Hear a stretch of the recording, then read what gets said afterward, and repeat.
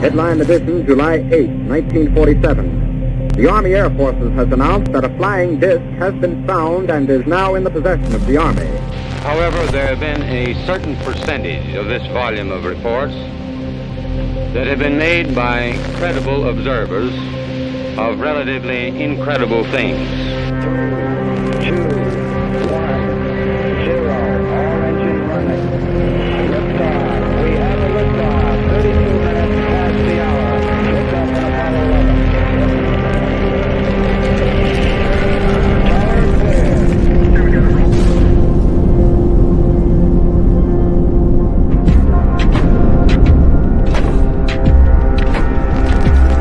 But other sightings apparently were taken more seriously. And one in particular, an incident called the Rendlesham Forest Incident, also known as Britain's Roswell. This was in 1980, shortly after Christmas, when a few American airmen who were stationed in the UK reported seeing a UFO. A huge, solid, diamond-shaped object they described as 100 foot long, hovering silently in the sky above them. There is very compelling evidence that we may not be alone, whatever that means.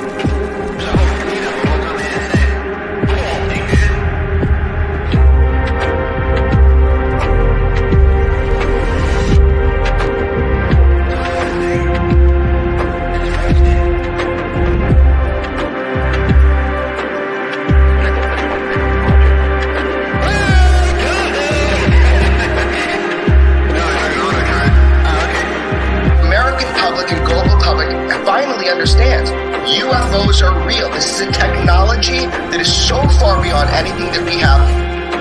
Reportedly appear to exhibit unusual flight characteristics, appear to demonstrate advanced technology. Arrow is the culmination of decades of DoD, intelligence community, and congressionally directed efforts to successfully resolve UAP encountered first and foremost by U.S. military.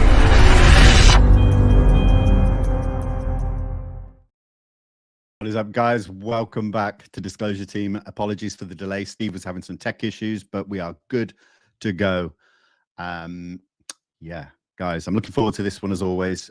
Please keep the live chat respectful. I appreciate that. And let's not waste any more time. This is going to be such a fantastic conversation. I always look forward to hearing Steve's point of view on what's going on within the UFO subject. So please welcome Steve Bassett. Steve, how are you? I am well, as always. Thank you so much for being here. Are you having tech issues still? Let me see. I dropped down to 480p just to see if that will help a little bit. No problem. We'll get through it. That's not so bad. All right, we're good. Excellent. That sounds good. Looks good. So, Steve, listen, there's a lot been happening in the last few months, especially since I last spoke to you some time ago. So I just wanted to get your opinion on how you're feeling with disclosure and the UFO subject right now as we speak. Not surprisingly, the disclosure process is already complicated to begin with, right? But it's subject to a whole range of historical developments. Whatever's going on in the world, there are so many things that could affect it. Is the Congress going on recess? Is the war in Ukraine suddenly taking a particularly nasty turn? Is the Congress unable to come up with the necessary legislation to extend our debt or pay our bills, and we're facing a shutdown, right? And on and on. Our 500,000 new, or several hundred thousand new migrants coming up from the south to the southern border. I mean, all of these things are, and also the political upheaval in general in DC, are not making it any easier. All right. So with that in mind, let's talk about what has happened that convinces me that the ultimate outcome is going to be exactly what we've been wanting now for all these decades. And that is, we want the confirmation of the non-human intelligence, which is extraterrestrial, from the President of the United States. We want it now, right? So that we can then begin really getting into this issue as a civilization and seeing what good can come from it. All right, it's pretty straightforward. Okay, now, some of the good things that are happening. It's not trivial that Mexico became the third nation to hold actual hearings under oath in just the last couple months. The last hearing under oath on this issue was in the House back in 1968. Alan Hynek was there. James McDonald was there. Stan Friedman submitted, I believe, a paper. I don't think he was there physically. And it was I think it lasted a half a day. Might have been a whole day. Might have been filmed. I've never been able to see the footage. I don't know if it exists, but one of my little to-do list is do some research to see if there's any footage of that anywhere, because it would be historically significant. 68. Well, the next hearing under oath happened not too long ago, but it happened in Brazil.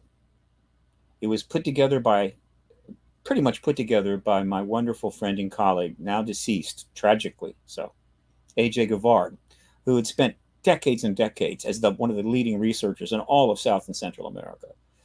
And so there was I think Bob Salas went down, a couple of other people, and they testified in front of the Brazilian Senate under oath. And so that historical legacy goes to Brazil.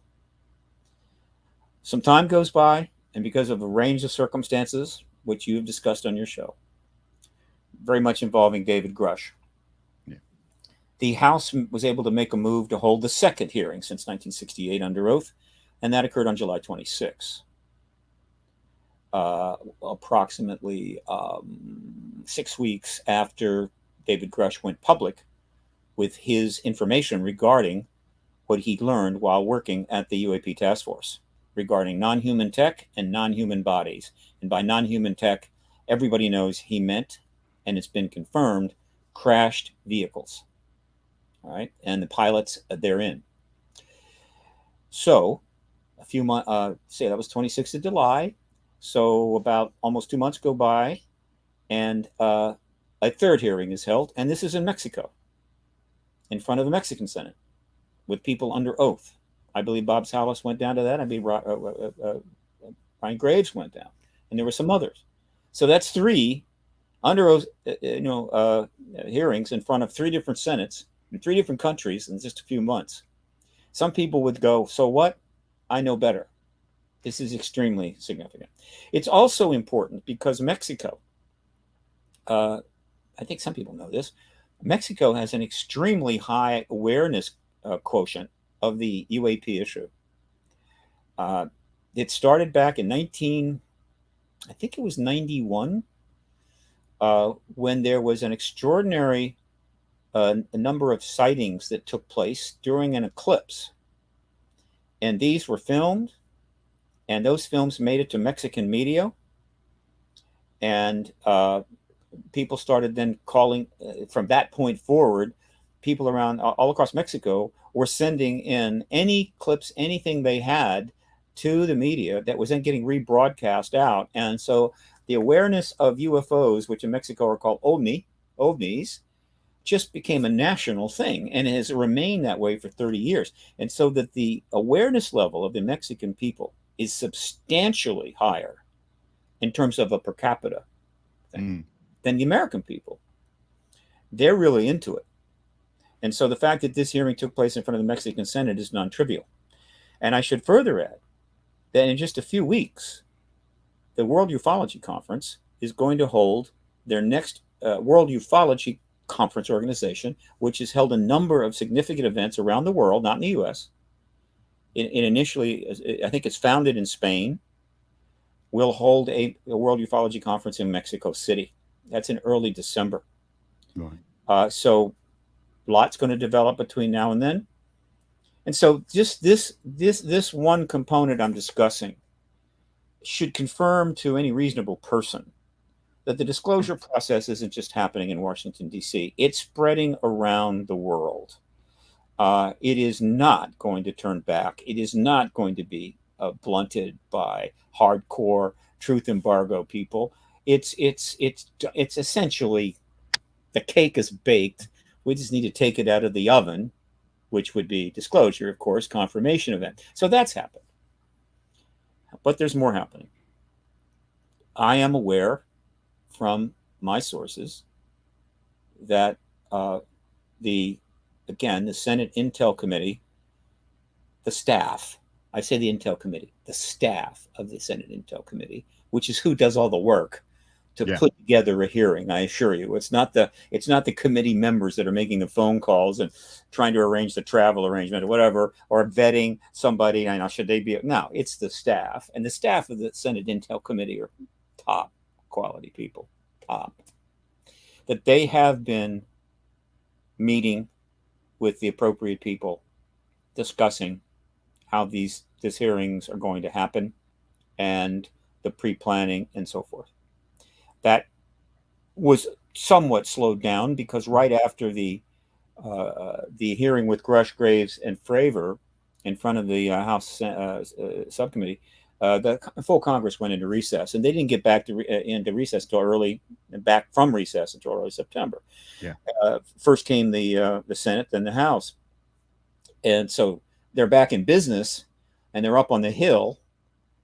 But am I expecting disclosure developments? No, because when they came back in business at the early this month, they were faced with a oncoming train called the debt ceiling, called the funding bill, and they still haven't dealt with it yet, and it's going back and forth, and we're just a few days away from shutting down the government, which a lot of people don't understand that that's a bad thing. And not everybody is affected by it, but tens of millions of people will be affected by it, and the political consequences are huge. And so, not surprisingly, that is their focus. But I'll go further. I am aware that actual discussions and negotiations are going on with respect to the, quote, committee or working group that the current legislation heading for being signed is calling for in the White House, in the executive branch. This group will be tasked with, amongst other things, there's some other things in the bill besides this, but assuming the bill is passed as written, is that the bill refers to the fact that the Congress, if passed, is saying that anything older than 25 years relating to the, quote, UAP issue and those non-human technologies that were talked about, if it's older than 25 years, it should be made public.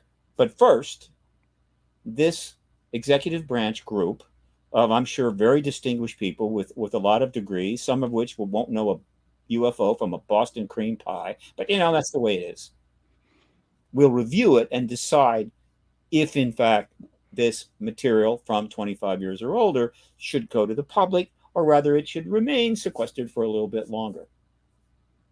Fine. This is non-trivial, right? In other words, if somebody in 1969, if this was happening in 1960, people would have gone nuts. It would have been, oh my God, no. This is actually very, very straightforward. It's exactly part of the logical progression going on here. So that is underway.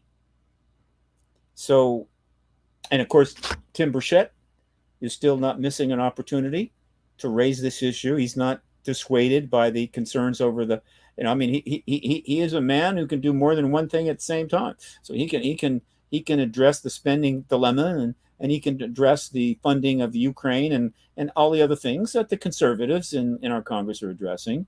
At the same time, not avoiding the opportunity to mention his dissatisfaction with how the UAP thing is being handled. He has become a absolute point of the spear member of Congress on this issue, which is literally going to define his career and make him a significant congressional person as things go forward. And he's not alone.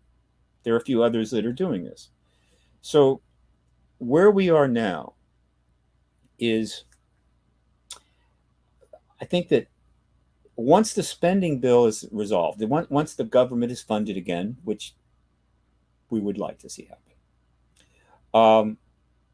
Did I mention the impeachment thing that's underway with respect to impeaching Biden? In other words, our guy, we impeach your guy. But once some of this is settled down, I hope it's not going to take too long.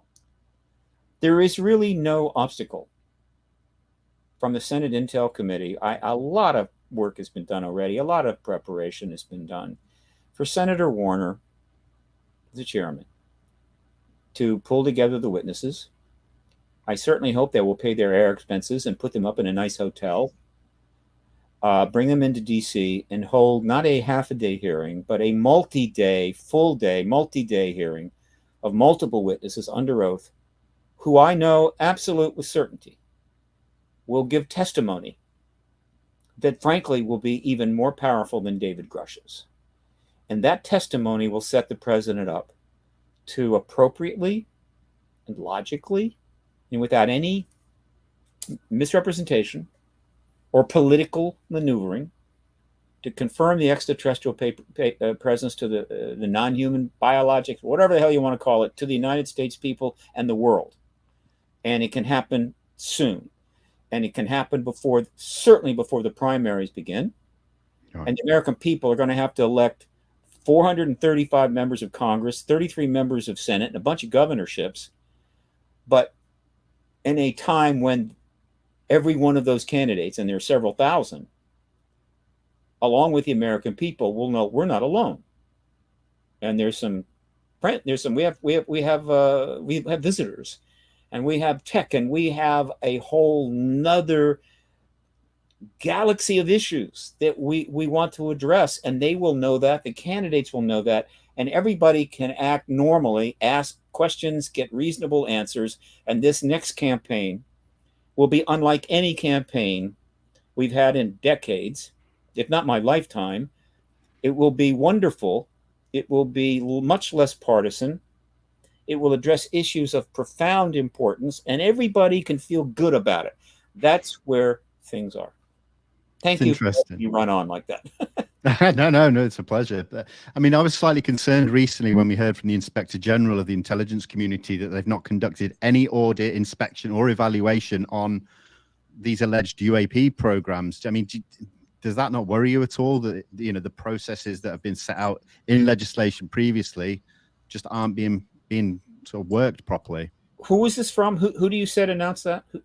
There was a letter as a response to a few, I think it was to some members of Congress, just saying that at this stage, the ICIG has not conducted any audit or evaluation of or review of the alleged UAP programs, as you know, as David Grush has stated. So it almost seems like the ball isn't rolling how we'd like to see it.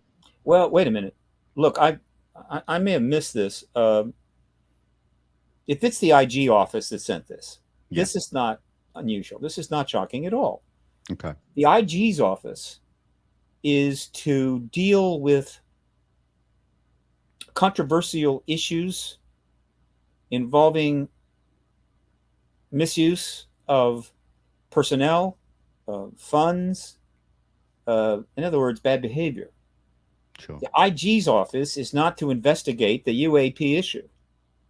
That's for Aero and NASA and any other, and the National Science Foundation. It's not the IG's. So they are not the ones that, and so some people may have thought that the IG's office, in order to make a decision about Grush's dilemma, was going to go out and investigate the whole UAP issue to see if it's really real. So then they could, no, okay. They did their job with respect to David Grush. If we're talking about the IG office of the intelligence community, but it would just as well apply to the IG office of the Department of Defense. If they did their job with respect to making it clear to whomever need to hear it, that do not harass, intimidate, threaten, or anything else David Grush. He was doing his job, and he was doing it appropriately. That's it. All right. Now, the fact that the intimidation of Grush continued, almost certainly, though, in a way that there was no way to know the source.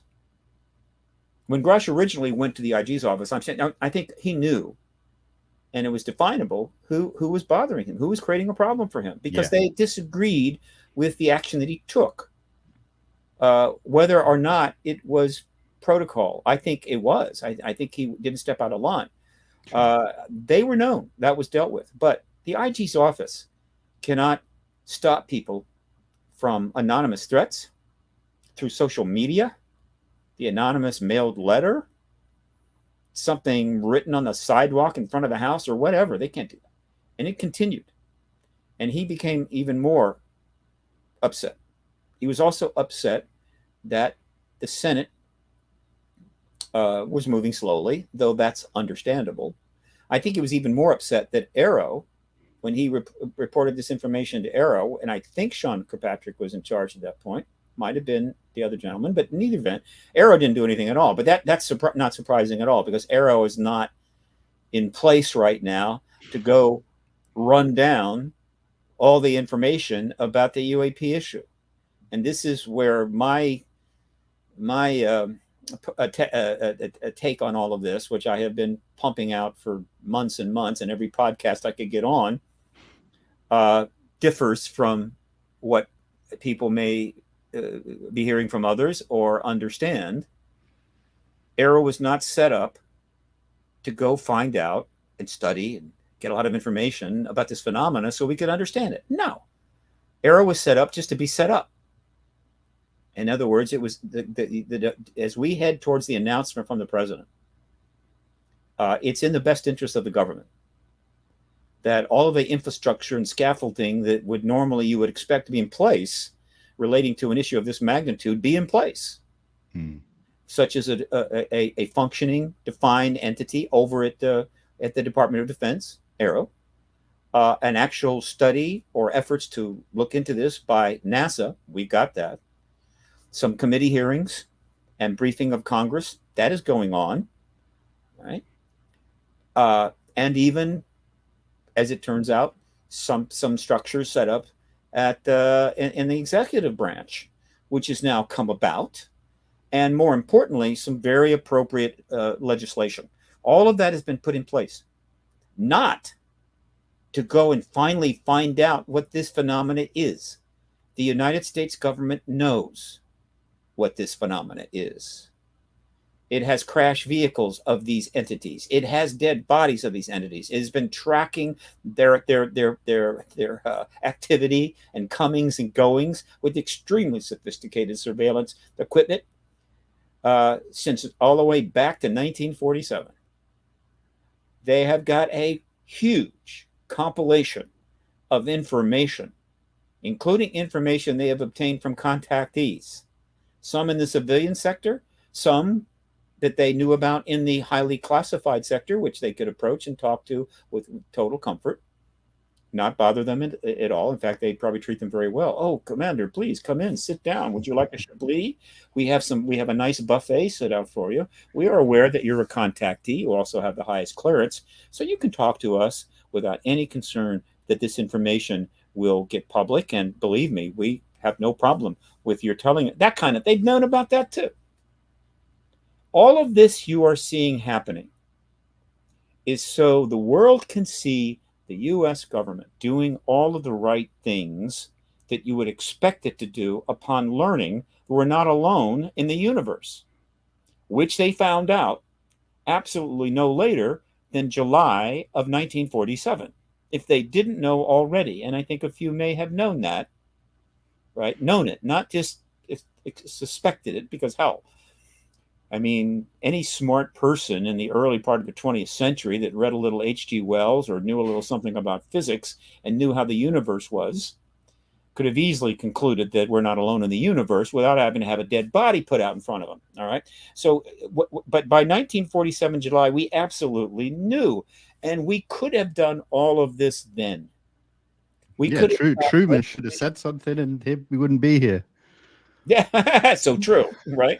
So true. I would have had a wholly different life. Everybody would have had a different life. The 20th century would have gone off in directions we can't even imagine. But yes, Truman could have insisted that witnesses be brought in to be interviewed by the appropriate people in government, not only at the Department of Defense, but also with certain committees. They could have been heavily briefed and interviewed. And then hearings could have been set for people to testify what they saw at Roswell. And there could have been legislation immediately put together to address how the government is going to deal with this new reality. And President Truman could have gone out in front of the public with a lot less technology, you know, he might have been able to do it on TV. I'm not sure. It might have been a radio address, and told the American people we're not alone. He could have done that in 1948. He did not do that. And what ensued, without getting into it because it's a lot, but history will cover it in the minutest detail, I can assure you. What ensued is a decision of the United States government that this would be embargoed until such time as the United States government felt that embargo could end, period. And anybody that disagreed, well, would have to deal with the government. That is what happened. And so now that finally this policy of embargo is almost certainly going to end, and they have known that for some time now, they are putting together and doing all of those things that Harry Truman could have done maybe in 1948. But, you know, it's like Back to the Future, right? It's like we're going to do what we should have done, even though technically we don't need to do all this. I mean, the government had two basic options once they knew that the game was over. Okay? One was to go, look, game's over. President comes out and says, look, we have known about this phenomenon for years, based upon what just took place with the emergence of the To the Stars Academy advisory group, and then their backgrounds and the information provided to the New York Times. Look, it's true, and I am your president, and I'm confirming it's true. Okay, and yes, we have not been telling the truth about this. We have contained this as national security for all of these decades, not just my administration, but every single administration going back to Truman. It was national security. I know some of you are not happy about that, but that's what happened. All right. And now that you know, meaning disclosure has taken place under President Biden. Well, let me be fair. It could have happened under President Trump. President Trump was the man in the White House when those New York Times articles hit. And he could have reacted by doing that and coming out and saying, yes, this is true. It's always true. And then what would have followed? True for Trump, true for Biden. Immediately, there would have been an announcement that individuals very much involved in this issue, that know about this issue, witnesses, member of the Department of Defense, military services, are going to be coming forward to testify about what we know about this in a public setting in front of Congress, so Congress can be brought up to speed. And legislation clearly is going to be needed. And various legislations are being put together in both the House and the Senate to address how the public is going to interact with the government with respect to this phenomena, what can be released or not be released, and any other matters of importance to the American people and to the government. That legislation is going to get put together and it's going to be voted on, and we're going to pass that legislation. And yes, NASA is immediately tasked to set up a group to start investigating the phenomena, particularly investigating their own files, going back to see what it knows, and also prepare to learn more, right? This is not over. We're not alone, and they're still around. All right. And so NASA should be part of this, and NASA would set that up. And we would set up a full not a working group, but a full department at the Pentagon to deal with information, new, old, whatever, and the engagement of this issue. That would do that. And we would set up a White House working group as well to deal with the classified issues. We do that. It could have been done that way. But it would have been a very, very tricky and in some respects dangerous road. Why? Because whether it had been President Trump or President Biden, to simply suddenly come forward and say, oops, the New York Times has let the cat out of the bag. Open Pandora's box. The horses are out of the barn, and they're not going to be put back. And so I have no choice as your president to confirm to you, yep, we've known all along. Obviously, a lot of people were going to be really, really irritated about that. And a whole lot of people within government and in the military and in the DOD and intelligence services would have been caught off guard, because it wasn't like the president was going to send out some emails to 10,000 people in the government and say, look, jig's up. I'm going to have to go in front of the people and tell the truth. You know, just giving you a little heads up here. Not really. It would have been a close, tight discussion between the president and a few key advisors, maybe the Secretary of Defense, whatever. They'd have in a meeting, and bingo, would have to be happening in 48 hours. And so, yeah, it would have been chaos. It would have been upset. Everybody would have caught off guard. Everybody would be having to answer all kinds of embarrassing questions. Everybody's life would be disrupted, careers ruined, whatever. That's what happens on that approach. Right. There's another way. Okay. What if we set about to do all the things we should have done back in 48 and set up all this stuff, do the legislation, show the concern, show the importance, but not confirm the ET presence? And then when all of this is done its thing, and everybody is now up to speed and they're expecting, and it's almost anticlimactic, and then the president comes forward and says, not that I knew all along, but I can tell you now, but rather, look, I'm seeing all of these things that are coming forward. I'm seeing this testimony, and therefore I am convinced, as well as my top people, it's true. And people, and everybody has had now, since 17, now they've had 6 years, I assure you. There's not too many people throughout the entire United States government that hasn't figured out where this is going, and they had 6 years to prepare, 6 years to come up with their answers, 6 years to get their affairs in order, whatever. They've had plenty of time. And so when it happens, they're in at least the most optimal position that they could expect to be. And that makes it better for the government. It makes it better for, I think, the American people. They're going to have, they've had plenty of time to get ready for this. It's minimally disruptive, and it will hopefully make the post-disclosure era more productive and less negative. Because even though this is probably the way to go, and to be fair to the government, I do not think they thought it would take this long. I think that taking this approach, if that decision was made back in 17, early 18, I don't think they expected that this would take this long, that it would either happen under Trump or whoever won the next election in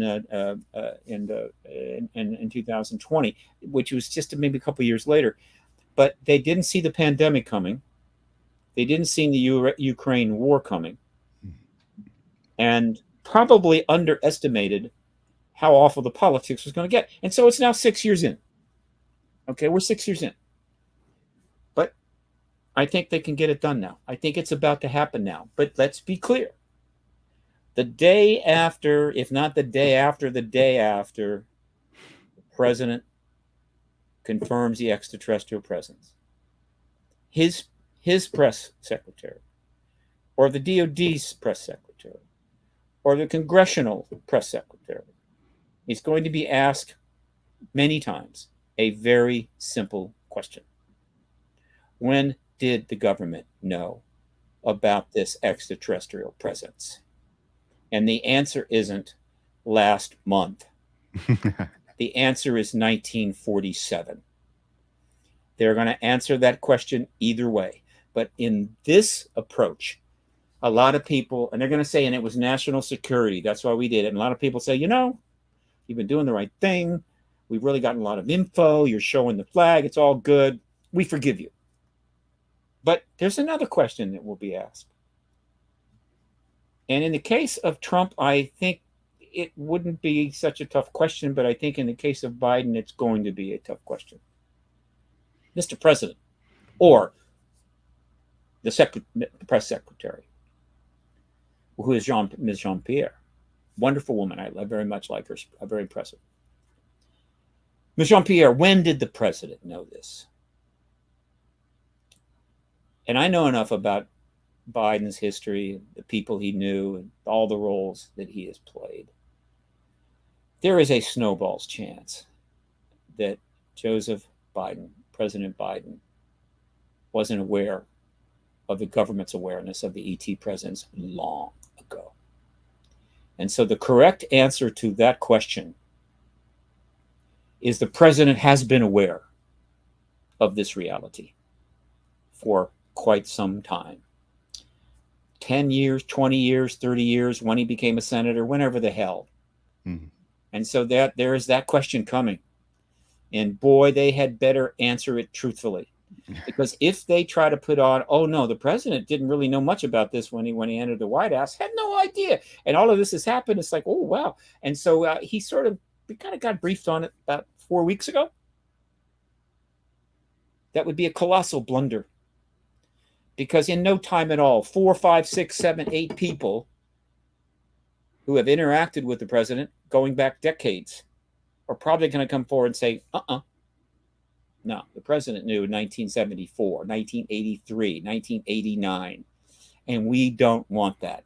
What we absolutely must have, and the government absolutely must come through with, is the truth. Well, and nothing but the truth, though not necessarily all the truth, meaning that I assure you, plenty will remain classified even in a post-disclosure era when the ET presence is absolutely confirmed.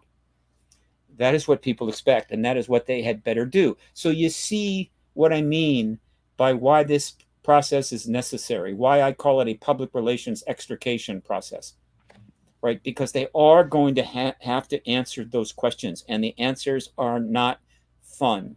They are tough. They're tough answers. But all of this that we've seen happening is going to make it easy for the American people to go, I get it. The millennials won't care. The millennials who don't know this history, going back 70 years, could care less. All they're going to care about is we're not alone. Whoa, right? They're going to go out and buy 10,000 more, times more computer games with space themes. They're going to go to all the sci-fi movies, and they're going to be paying close attention. And it's like, hey, it's great. No, we know the truth. Let's move on. All right. And so a good deal of the public are already cool, but a good deal will not be cool. There are bases for reparations. There are bases for lawsuits. There are implications for international relations. I assure you, it's no sleigh ride. It's just going to be the most comfortable sleigh ride that they had available to them. That is what is going on. And I have been asked to come on a couple of very significant news programs. And people, not everyone, but some people attached to that program knew full well what my position is on this and what I fully intended to say. Meaning, folks, it's not what you think it is. They're having to misrepresent a ton of things because they've got to stay within the lines to keep the thing going forward. Grush stepped out of the lines, clearly, but he had his reasons, and I have no animosity there. I totally respect David Grush. I think he's an American hero. But yeah, they've had to misrepresent, not say the truth, and lie a little bit to get forward. At the very last minute, I'm off the show. In one case, I didn't even get notice. Oh, didn't we send you an email? We thought you sent you an email. I'm talking like I'm logging in to get on the program. I get it. I understand. I'm not upset. Look, I can appreciate why there's a lot of people attached to this issue with far more credentials than me, who have served in government for years, who have been journalists for years. And as far as they're concerned, I'm just a pissant political activist operating in the French, right? Right. And so they're not overwhelmed by my credentials. I get that. But unfortunately for them, I happen to be very popular with the podcast revolution. Right? I got a list of podcasters this big, It's like, and they know that I will come on a podcast when 10 minutes notice, and they love me, and I love them back. And so I'm going to continue to put this message out, but I'm also going to emphasize something over and over again. I'm not trying to be the skunk at the party. There is a very valid reason why I'm putting this message out. And that is this. And I try to restate it a little tighter each time. It is in the best interest of, I think, the American people and its ability to regain confidence and trust in the American government, which, as we know, is completely in the crapper, right? Causing all manner of problems, I assure you. Real problems, can affect real people and their lives. It is in the best interest of the American people, who have put up with 70-some years of mendacity, manipulation, propaganda, coercion, right, on an issue that every year millions more knew to be absolutely true. They have put up with that for 70 years. To know that in order for the government to finally tell them the truth, they're going to have to lie a little bit longer. That the process going on cannot be authentic. It is kind of they're setting up a Potemkin village so they can hold the announcement. Like we set up a temporary scaffolding every 4 years to the president to take the oath in a formal way in front of millions of people.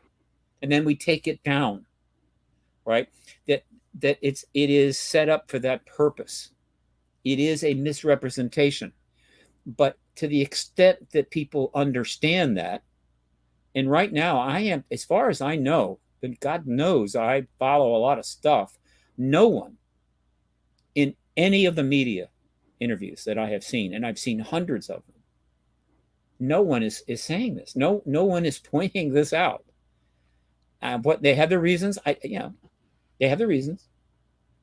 I mean, it's possible no one is pointing it out because I'm absolutely wrong. And the United States government had no idea that there was so much interest in this unknown phenomena that they didn't think was a big deal. And they just got on this 5 years ago. If there was even the time, there's zero possibility of that. And so, no, I'm not wrong. I'm absolutely right. But, and again, I said I would say this concisely. I failed again. Look, to the extent that people understand that the misrepresentations going on are in service to higher purpose. They are in service to ending that huge lie, so that we can now get to into the truth business, into the post-disclosure world, where now telling the truth is not only possible but highly preferable and almost required. It's okay because it makes it more authentic. Right? It's one thing for someone to be lied to. That is clearly inauthentic. It's another thing for someone to know exactly why they're being lied to and where it is going, and to know that ultimately that lie is going to be put aside and we're going to be in a truthful situation. That is far more authentic. They understand it. They get it. And so they're holding both of those things in their head at the same time as they watch the legislation being passed, as they watch this person being interviewed and that person being interviewed, and saying something that, they're going, that doesn't make sense, right? It's possible to understand, they've been lying all these years. They can't quite tell the truth yet, but I know why, and I know where this is going. It is going to disclosure. That is the message that I want to get out to as many people as possible, because I honestly believe it serves the American people and the government. At this point, only podcasters like yourself, Vinny, and your countless brethren are letting me get that message out. Every mainstream media platform, as far as I know, has no interest in having me say that on camera.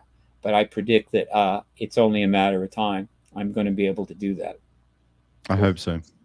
Yeah, I really do hope so. I mean, it does seem like there's quite a bit resting on the shoulders of this Schumer amendment, the legislation coming through. But we do hear about pushback happening now the closer we get towards the end of the year. And we know it's passed the Senate. But is there a roadmap that would put us in such a good position if it wasn't to pass, for example? Oh, that bill will pass. Okay. Some language might be reduced.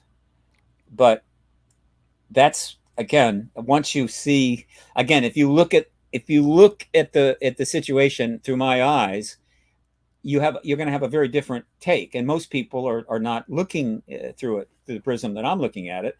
And so they see this language turning up on the Senate website, this extraordinary language that Schumer put in, not one of the Intel committee people. So they don't get that. Maybe they think Schumer's on the Intel committee. No, he's not. He may have as the Senate.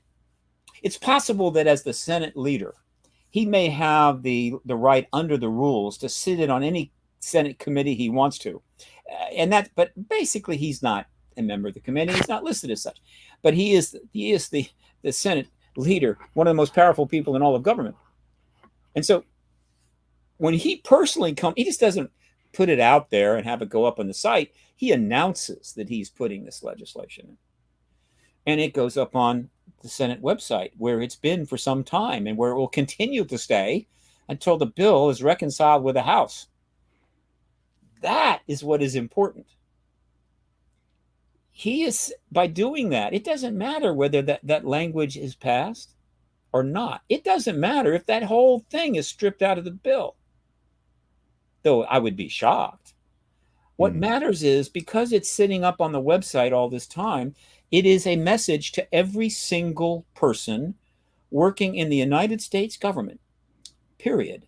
Every single member of the political staffers, the Air Force, the Army, the Navy, the DOD, every single person working in every single government classified program, every single person working in any defense contract classified programs, what the intentions are of Senator Schumer, which is, I want all non-human technology anywhere in the hands of anybody in the United States to know that that's our property. That is the property of the United States government. And not only when we may want it back anytime we want, and we want a full report of it in 300 days, that is a message that is now out there. And so the idea that, oh, well, if the language doesn't get passed, I guess the disclosure process is not going to stop. No. In fact, that language is so important and so powerful that just having it up there may ensure that disclosure will happen before any 300-day report is required, or whether it turns up in the legislation or not. Because what he did there is drive the process forward more to help ensure we get it done. The American people are not going to settle for 2 or 3 more years of this game, of this Potemkin village being set up, and then we have to live in it. A Potemkin village is like what Hollywood sets do. They set up a town for the acting, for the scenes, but in fact, it's not really a town. It's just the front pieces, right? And everything is kind of there, but there's no real town there. It might be in the middle of the desert. That's what I mean by Potemkin village. The public is not going to put up with it anymore. It's going to get really awkward and embarrassing. And so all of this that is happening, anything that is positive, anything that is clearly significant, whether it's something from some statement from Tim Burchett, or there's some statement from any member of the Intel committee, or certainly Chuck Schumer, or any announcement that comes out of the White House, and certainly any hearing that is called, is not about a 3-4 year project to finally understand this. It is about getting the damn the disclosure event done under the president before the next campaign starts. That is, I believe, the only way to interpret the actions going on. And so I will continue to say that we could have disclosure very soon, and the only thing between us and disclosure is those Senate hearings. But what clearly could prevent it and delay it would be something dramatic happening outside of this issue. And if a new ultra powerful, ultra infectious variant of COVID turns up, and people start filling up the hospital emergency rooms overnight, that will delay it. If some fool uses a tactical nuke in the Ukraine or in Russian territory, that will delay it. If the government shuts down and weeks go by and it's still not open and all holy hell is breaking loose politically, that will delay it. If the Yellowstone supervolcano explodes, which it's overdue by several thousand years, that will delay it. Other than that, by any right and reason, we should have disclosure before the next primary, and preferably sooner than that. I love the optimism there. Absolutely. I just want to take a quick second to thank a couple of people. Lara, thank you so much for the $5. She says, thank you for bringing the down-to-earth conversation. Well, certainly my pleasure. Thank you to Christine for the £2 donation as well. It's much appreciated. Now, Steve, I mean, let's just say, you know, everything you're saying is correct and we get disclosure, like, and you've mentioned a couple of times a post-disclosure world, and surely, you know, the implementation of these technologies for the good of humanity is what we're all looking for. But, you know, they currently sit within aerospace companies and the defense industry. So how would the process go and how long would it take to draw it out and to be used for some good? The process will go on for the rest of our lifetime. But the issue of what to do about the tech is one of several 100,000 issues that will have to be looked at after disclosure, which means that's a good thing.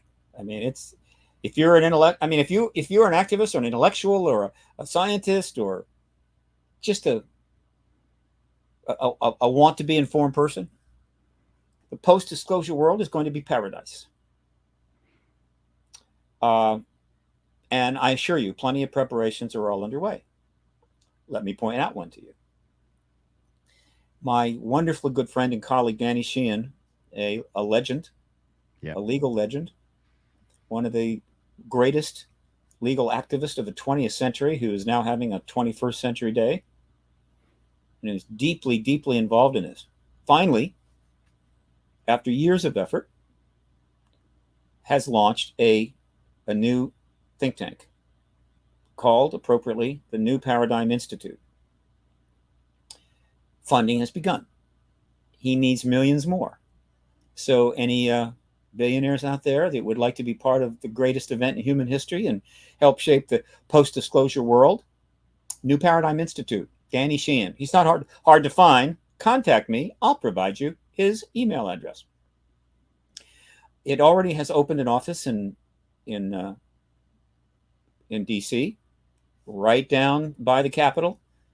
I believe it's across the street from the Senate Intel Committee staff offices. What can I say? Danny is going to is assembling a superb group of very credentialed advisors, and of course, an important board of directors. He will also, the New Paradigm Institute will also have an office in Los Angeles. Why did he set it up? It wasn't to prove the ET presence, I can assure you. It was to prepare to deal with the post-disclosure world, which starts the day after President Biden steps out in the East Room of the White House and says, we're not alone. The next day, boom, we're in the post-disclosure world right then, but whatever. He's not the only think tank coming together. A number of new groups have formed. Well, groups are forming every couple of weeks out of the citizen world. Not a big funded, but they're forming. And I'm going to try to get up a list of these things on my website and start promoting it. But it's hard to keep up. Many of them are choosing to register as a lobbyist. For 23 years, I was the only registered lobbyist because nobody wanted the gig. And now they're registering like crazy. I don't know. There could be 4, 5, 6, 7. Some of them are actually getting paid some pretty good money. Great. So that's happening. So, and lastly, I am going to very shortly, I've been saying this for years now, but I actually am going to do it. I'm going to file the necessary papers to make Paradigm Research Group a actual nonprofit under DC law.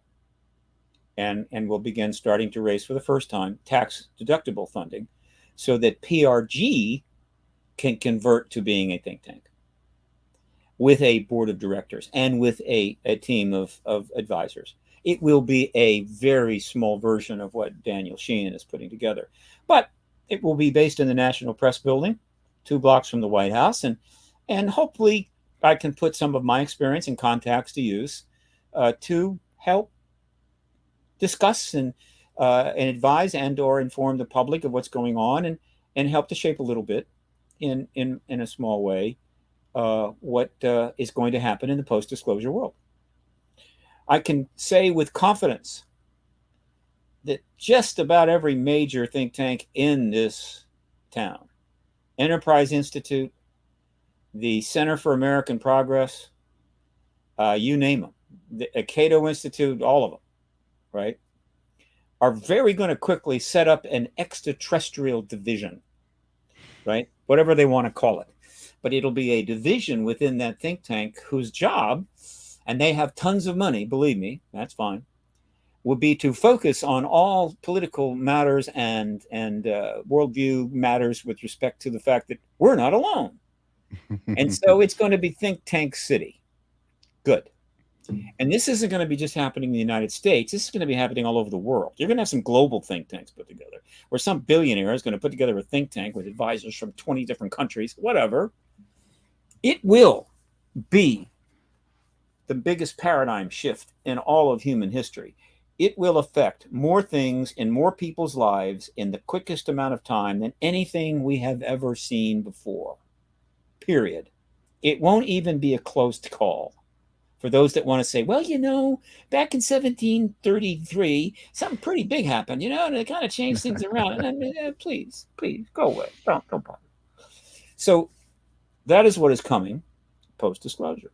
Now, to answer your question finally, one of the very first items on the to-do list of every think tank and or activist organization addressing the post-disclosure world is, what are we going to do with the technology? How much of what we know is going to be made available? Who owns it? How can it be used? Is it being weaponized, and is that a good thing? Do any other countries have this tech? And it's likely that they do. Are we in discussions with them? Is there some way that we can work together? Because the technology is probably pretty sophisticated, and anything is weaponizable, including a brick. And so are we going to have a post-disclosure global ET tech derived weaponization race? Right? We already got an arms race. We've already got, as just announced recently in the Wall Street Journal, a genetics weaponization race. I'm not kidding you. And we need that like we need a hole in it. Actually, it's China. It's based on some things happening in China, but the point is that there's every possibility we're headed for a genetic weapons race. How to use genetics in order to create weapons, specifically genetic weapons that only target a certain kind of people, right? In other words, if you have a certain genetic setup, it's going to kill you, but everybody else is fine. Oh yeah, we need that badly, right? That is one of the kinds of questions that will come up regarding technology post-disclosure pretty quickly. These are hugely significant questions. And when will we be learning about this? What will be withheld? What will not be withheld? And if some things are being withheld, are we at least going to know what is being withheld without knowing the details, and so forth and so forth? Yeah. This is all post-disclosure stuff, folks. Those that want to get at that now before disclosure, you're just going to bang your head against a cement wall. Focus your energies and money and support on getting the confirmation event, right? And did I mention that PRG is going to be a nonprofit pretty soon that can collect that? I forgot to mention that. So that's the best way I can answer that question, Vinny. But I assure you, it will be near the absolute top of the list of things that people are going to want to ask about and the Congress needs to address.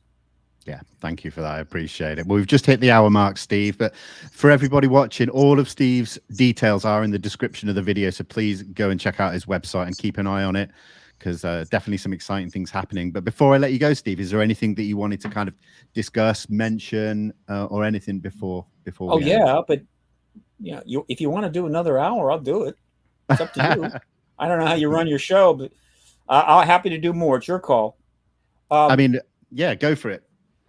I mean, I'll go as long as I don't know how. Everybody's got different arrangements, right? Sometimes they can just put up what the hell they want. Sometimes they carve it up. And if you want to keep going, I'm more than happy to discuss this further. Listen, the floor is yours. Okay. Okay. So, but let's do the promos now. At least let's get those out of the way. Promos. Let's see. First and foremost. Well, not first and foremost. On October 28th, I'm going to be doing a presentation, a panel presentation with the likes of Dr. Gary Nolan, who I admire enormously, to a conference being held in Italy called GAUS, G-A-U-S. The website is gaus.it. It has English versions. And so I believe it's possible to subscribe to this and watch it online. But if you're in Italy, it's possible to go to it. It's in Florence. So that is October 28th. I have the link up on my site and so forth. Then on November the 1st, I am going to be announcing a very significant project. I can say nothing more. Only that it's going to be announced on, I'm sorry, November the 2nd, though I believe an exclusive article is going to turn up in a well-known paper the day before. It's been in the works for about 3 months. And so just tipping you off to that. It's a media thing. Okay. And then on November 10 to 12, I'm going to be part of an absolute massive conference in Vegas called the Stairway to the Stars. It's going to be held at the Luxor Hotel, which is big. I think they've got a couple of thousand rooms that they've actually set aside for those that want to be in the hotel. I mean, that's big. I think there's 80 speakers. It's if you know about the Conscious Life Expo, which has been a major event for years, it is covering everything. It's covering all of the interesting, exotic things that people are interested in. And again, with 80 some speakers, but it has a very significant UAP disclosure component. Many of my colleagues will be there, like Richard Dolan and Tracy Garbutt and many others. So it's got a big UAP component, but it's going to be one hell of a celebration, particularly if anything really interesting happens in Washington, D.C. between now and November 10th. So that's Vegas, November 10, 12, the Luxor. A few days late, about a month later, I'm going to be at another conference. And I mentioned already, the World Ufology Conference is going to be in Mexico City. It's a big deal. God knows where things are going to be then. But it is in a city of 25 million people in a country that has probably the most public interest in this phenomena. And so I hope they have a lot of hotels, screened off for people to come to, because the attendance could be off the charts. I don't know, but I'm looking forward to it. And again, it could very well be an enormous celebration of extraordinary new developments. Promo continue. The Contact in the Desert conference, which was held last June, which had gone into sort of not a hiatus, but it obviously was dramatically impacted by the pandemic. Sure. Because it was rocking for years and years with 3,000+ attendees. It was just the premier event. Well, it's back. The last June event, which had, I think, 56 speakers at the Indian Wells Resort, which is like primo in Indian Wells near Palm Springs. Well, I think we had about 1,300 people. This next June, we fully expect 2,600 or more. In other words, double the number of people. And it's going to because it's in June, we're going to be in a position to have just the right speakers that are going to be able to talk about the extraordinary events that are going to happen between now and next June. And so I'm going to be, obviously, I'm speaking at that. I'm helping to produce it. There's going to be panels, whatever. But let me be clear, folks. If you want to be part of that event, and if you've got a camper or a really nice tent that you got on Amazon, you've got to book your hotel room now. If you want to be at that hotel, Indian Wells Resort, you had got to book it now. And you need to book any other room. If it's not going to be there, you need to book it now. And you need to get your tickets now. Because what's going to happen between now and next June, any conference, particularly of that quality and size, is going to be overwhelmed. Just the way it is. Okay? So I'm pleased to be involved in that conference.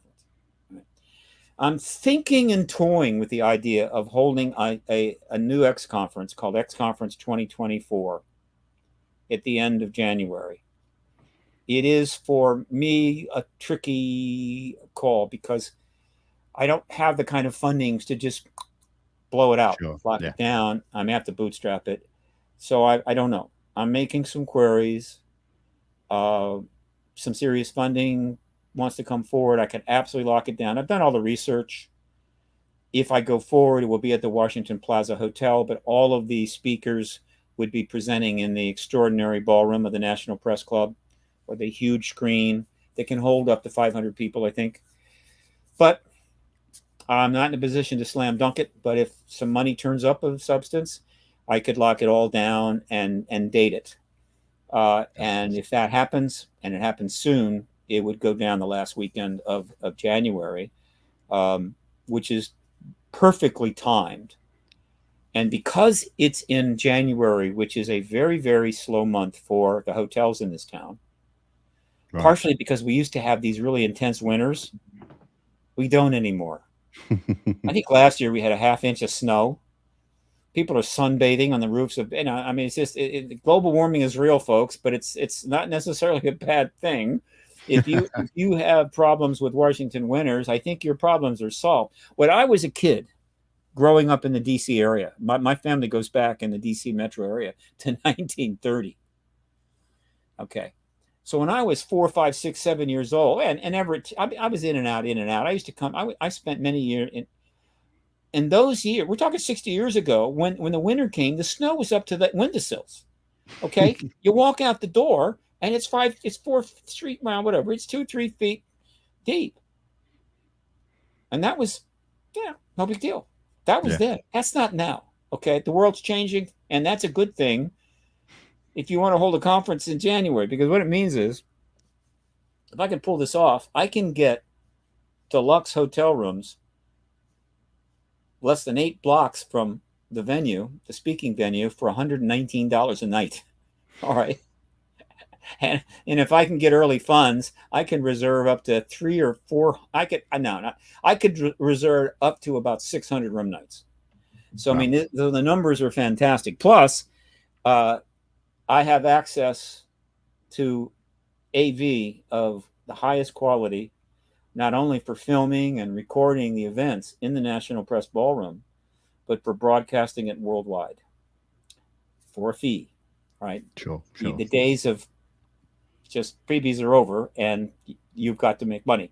But and this would be a money-making entity. The money, though, would go to support PRG and probably end up in its pre or post nonprofit account, but it won't be tax deductible now. But nevertheless, the point is that it could be an extraordinary event. Anyway, so that's something I'm thinking about. X Conference 2024, last week of January. I just have to pull the trigger on it, and I can't just yet, but all the research has been done. And one of the cool things about this is that in the past, when I've held X conferences, including the Citizen Hearing on Disclosure in DC, this side of the country just doesn't have the level of interest the other side of the country has. Let's face it. California, Arizona, right? It's a happening. It's Sedona, whatever. It's happening, right? This area, it's much different. But that's changed. Let's face it. It's all happening in DC now, right? And if you look at the corridor, the eastern corridor that runs from basically the top of New York Metro all the way down to the bottom of DC Metro, which obviously includes Philadelphia and Baltimore, it is possible for someone who wants to attend another conference in DC, like I've held before, only this time, X Conference 2024, they can get right to the conference, get off the metro stop 3 blocks from the hotel, and not have to go to an airport or drive a car. They can just take the train down to Union Station from New York, the MARC train from Baltimore, the MARC or the Amtrak from Philadelphia, come on down, walk out of the metro station and go right to the hotel. No planes, no cars, no parking. And the number of people that live in this corridor that could do that is in the 45 million range. And so again, I really would like to put this conference on, right? So we'll see what I can do. But that's a promo. Excellent. Other promos. Any other promos? Well, I want to mention, let me promo this, that one of my most important colleagues who's going to be involved in this project I'm going to announce on, it's going to get announced on the 1st, 2nd November. Joe Bookman is running for Congress. It's his 6th election. This is the 6th campaign that he has held in the state of Utah. And he is running for Congress for the 2nd time, maybe the 3rd time. The other 3 were for some state offices, usually attached to the Libertarian Party, which he has been a member of. However, this time he is running as an independent, and he's on the ballot. He will be one of only a few people on a special election ballot for the Utah 2nd District seat in Congress, because a gentleman has resigned. So guess what? For the 6th time, Dr. Bookman is going to be discussing the UAP disclosure issues any way he can. And he's done this, right? He was the 2nd person to get on a November ballot for a congressional seat after me. I was the 1st in 2002. He was the 2nd, I think, in 2007, right? But now he's done it. And it looks as if he is going to be on the ballot now, not just in a primary, for the Utah Senate seat that has now been put up for grabs because Senator Romney is not running. And Joe fully intends to be discussing the UAP issue throughout that Senate campaign. So excellent. I want to promote that. I believe his website is, oh God, I think it's Utah for Joe. But if you do a search on, I think, Joe Bookman candidate or something like that, you can get it. I'm sorry I don't have that. I'm actually, hang on a second. Let me see if I can bring that up real quick. One moment. Let me just see here. Hang on a second. No problem. While you do that, I'm going to collate some listener questions, viewer questions. Collate some questions while I do this. Hang on. Okay, here we go. All right, let's go. Okay. All right, let me just get this.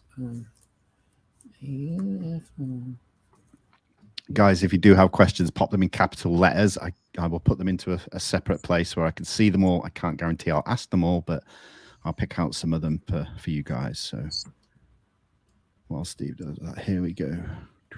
Here we go. All right, hang on. Darn it. Oh, there. No. And thank you guys for all being here as well. I really do appreciate it. We are going to go for a 2nd hour. So grab yourself a cup of tea or whatever it is you keep you warm. I'm closing in. Right. I'm closing in on it. Let's see. Come on. All right. Now.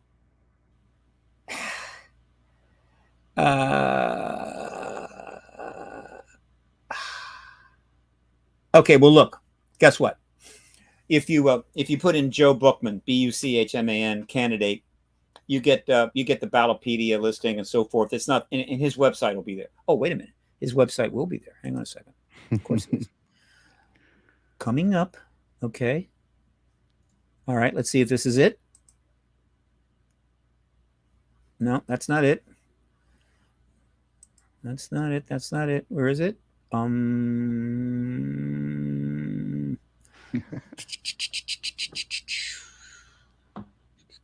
Well, for some reason, it's not there. All right. Sure Look. Okay. Well, look. I don't want to belabor this. Again, do Joe Buckman candidate? You come up. He is right now. There's only 2 elections this year at all, and he is essentially right now the only person campaigning for office who is bringing the subject up. Now, I can assure you, as soon as Paulina Luna and Tim Burchett and quite a few other people start actually running for their office for next year, they're going to be bringing it up. Okay. But Joe's already doing that right now. Okay. He's ahead of the curve, as he has been many, many times. And so I want to promote that. Okay. Questions. Let's try to do, here's what we really want to do, because we don't do this enough. Nothing but Q&A from your people. Cool. Right? Yeah. I just want to answer questions from your people. Just sit back, Vinny, relax, get a cool drink, and I'll respond to your listeners' questions. Here we go. Let's do it. First question here from Alexandre says, is there a Cold War between humans and not humans? No. There is a Cold War between humans and humans, without question. I call it Cold War II. There is not a war going. I understand it's out there. I understand that the people bring up things and they bring up some evidence here and they point to this and they point to that. I get it. And that's because of the truth embargo. The truth embargo basically gives license to everybody to come up with anything they want. Who's to disagree? Right? I get that. And that's the government's fault. Okay. You don't have people out there making up all kinds of fantasies about quantum mechanics, right? No, it's a well-established, fully known, and government-acknowledged reality. So no, you're gonna. But on this, so it's a problem. Right. So what do I base my confidence on? The people. There's a group of people in this world that have had first-hand contact with extraterrestrials, and I for one have never forgotten about them. I always remind them that I know about you. I've forgotten, even though it's not something I can shove out in front of my activism. It's not something that, I call up the Washington Post and say, hey, call me up. I got some great news about some contactees. No, they're not going to call me. But I haven't forgotten about it. Hundreds of thousands of contactees have submitted their reports, write-ups, emails, letters to researchers, particularly the work of Whitley Strieber and Ann Strieber. They got hundreds of thousands of these. And they read them all. And we have seen many. We've seen countless of them. They turn up in various books and documentaries. Yeah. If you just do a basic review of what these contacts are saying, what is happening to them,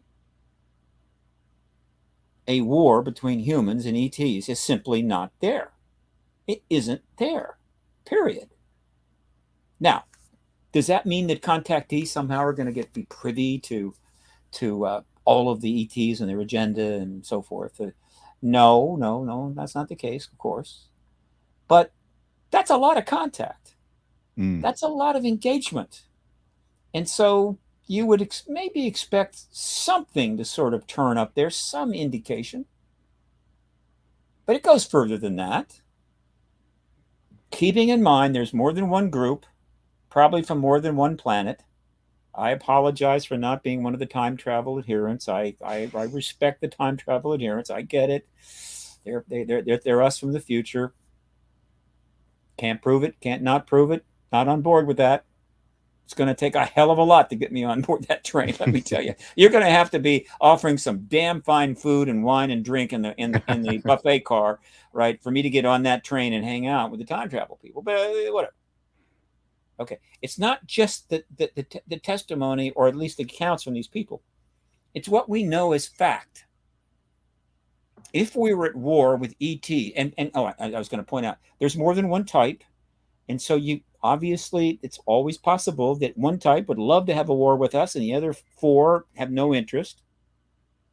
And it only takes one to give us a really bad time. But it hasn't happened, has it? Which means either one, none of them have this as an agenda, or the ones that don't have the power to keep the other at bay. Whatever. But let's look at what they've done. If they are at war with us, why are they turning off our nuclear weapons? Is it what is it that tell us how powerful they are? So look, when it comes time to surrender, you just won't put up a hard time. You'll just surrender and become our slaves. It doesn't make sense.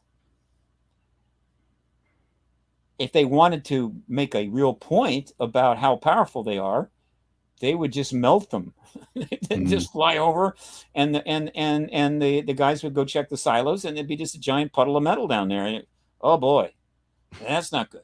Not just ours, the Soviets as well. They didn't do that. Sure. They turn them off, we turn them on. Why do they keep landing near schoolyards and putting messages in the kids' heads who gather around, and they literally let themselves be seen? They exit the craft and they're standing there. It hasn't happened in a while, and God knows, I think one of the reasons it hasn't happened in a while, even if you landed next to the schoolyard of a elementary school, half the kids would be out there with iPhones, right?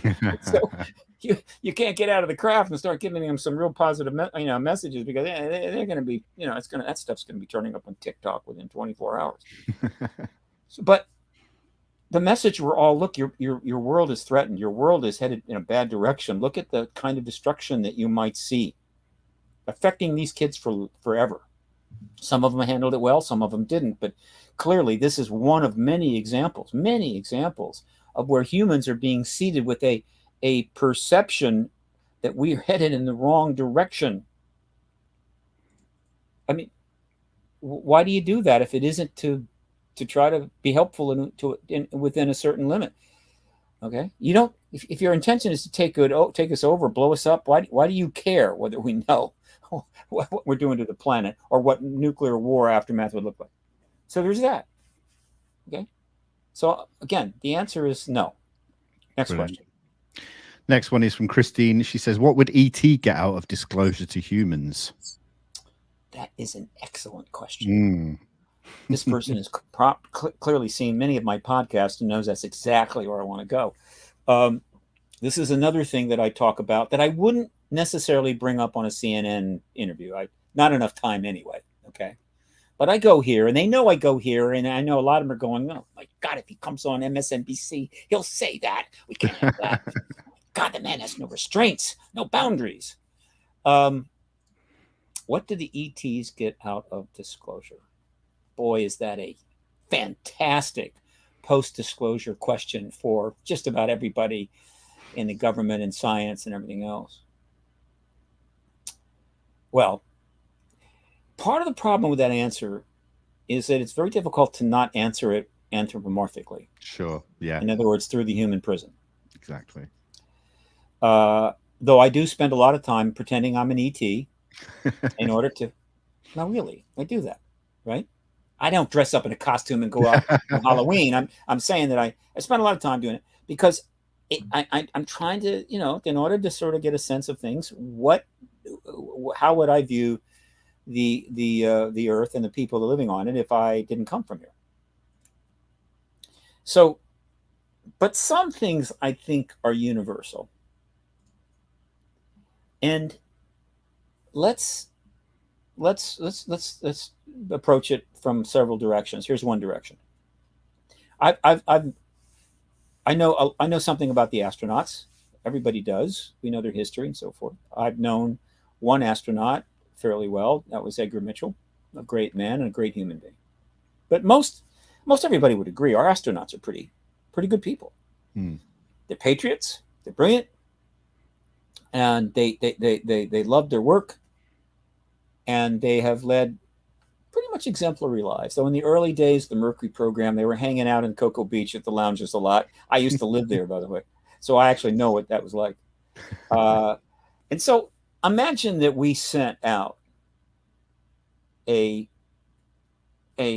interstellar craft filled with are astronauts and their equivalent, as well as a number of scientists and others, because we have the ability to go. And almost certainly we're gonna look at Alpha Centauri first. This means we have some kind of a warp drive, some kind of a drive that allows you to move through space without time dilation and do it fast. And is that possible? I'm about 95% certain it is. Is that what the ETs are doing? I'm 95% certain that's what they're doing. And are we close to being able to figure that out? Yes, we are. So off we go. Maybe it's 35 years from now. And we cruise on up to Alpha Centauri system. I think there's a couple of stars there. And I think it's a binary. I need to check that. I don't want to sound stupid. I think it's a binary. There's several planets there. And I think one or two could be Goldilocks. So we go and we cruise and we get there. And we're orbiting and we're examining. We're surveying this planet. And lo and behold, there's a civilization down there. It's advanced. You could say Earth 1800, 1700, Earth 5,000 years ago, which would be a whole different ballgame, or Earth 1930, 40, or Earth 1945. And so we're observing. And we see this very complex civilization, and we see that it's clearly violent, a lot of violence going on. Then we watch it drop 2 nuclear bombs on its own species. Men, women, children, cats, and dogs. Not military, about 10% military. The rest are just innocent civilians. Vaporized it. We watch that. We also notice that the planet is a mess, that it's overpopulated, the seas are being poisoned, and so, in other words, it's a friggin' mess. Yeah. I can't imagine that the humans on that starship that we sent there are not going to look at that and go, this is tragic. Are they going to be jumping for glee? Oh, wow. There's a civilization out there that's even worse than ours. That's great. It's wonderful. I hope they all die, right? I hope they all destroy themselves. You don't deserve to be part of this galaxy. No. We're going to be deeply concerned that this civilization, which like ours, took billions of years to come about. You had to have the formation of the planets, you had to have the development of life, and you had to have the evolution of life over God knows how many hundreds of millions of years until you get to a life form that has the kind of abilities that we have, and these builds computers, builds things, builds bombs, builds guns. And you're seeing that. We would be empathetic. Would we consider intervening to prevent them from going down the road that we almost went down? I say yes. Yeah. Right? I say we're going to, that craft is going to communicate back to Earth, and there's going to be some discussions going on, and maybe it'll return, but we'll actually be having discussions amongst our global leaders. Should we assist and help prevent the civilization from clearly screwing up what is a perfectly fine planet in the Alpha Centauri system? Okay. So one answer to that question is it's the right thing to do. Okay. Now let's take it to another place. All right. Again, anthropomorphically speaking. Our starship arrives around a Goldilocks planet in the Centauri system. And after some significant, and it doesn't have to be on day one. I mean, we could be observing them for a while, right? Yeah, we can't go back in time, but we're observing them for a while, right? But whatever, over a period of time, we just happened to arrive at just about the right time. Remember, the ETs have been observing us forever, right? That ancient alien stuff, a lot of it's going to be totally true, and a lot of people are going to have to apologize to Prometheus Media. For casting all those nasty dispersions on that program. And we watch it drop those bombs on its own species, intelligent species. And we see the nuclear weapon systems, right? We see all of this. We watch really violent engagements. But after a while, after another 20 years ago, we if we didn't right at the get-go, we understand that this civilization in the Alpha Centauri system that developed the technology for atomic weapons and the use of the atom and is looking into quantum mechanics and everything else is 25 years from building a starship like ours. They can go from their system to our system. And now what's the discussion going on amongst the crew of our craft, or going on between the crew of our craft and our leaders back here? We've discovered a civilization that's unbelievably destructive, slaughters each other, has massive stockpiles of weapons, and is a few years, a couple of decades from building a starship. Is the decision, well, look, get the hell out of there, head on home, don't let them see you, and we'll just sit back here on Earth and hope to God they never find out where we are, even though we are the closest star system to theirs? Do you think that would be the decision we would make? No. Because they could show up at any time, right? And go, oh, you guys are dangerous. Let's nuke you. And we could have a really cool war between our star system and their star system. A really cool war. You know, better than any war we've ever had, and we've had some great ones. Do you think we would do that? I say absolutely no. I say we cannot possibly allow a civilization 3 light years away to develop interstellar travel that they can then load up with nuclear weapons and proton torpedoes and cruise our way whenever the hell they want. No way. What do we then have to do? What is the second answer to the question? The reason it benefits them is because they are able to intervene here and prevent that possibility from happening. Okay? That's their reason. Now, some of the other things they do, which involves the genetic work and abduction, right, is obviously beneficial to them. It could be beneficial to us. That's an interesting thread, but I think logically it's also, they're doing it for a reason that benefits them. However, it's clear they can do that without having a war with us or having us have disclosure. In fact, I can make a case that disclosure is going to make the abduction genetic work a lot harder. So I don't need to see disclosure here. But put that aside. They cannot allow us to come out in space with nuclear weapons. And so they have to intervene. When do they have to intervene? They have to intervene prior to our having those weapons and putting them on a starship, don't they? That becomes the defining moment. That becomes the calendar date. 1900 wasn't a problem. 1930 wasn't a problem. 45 it wasn't a problem.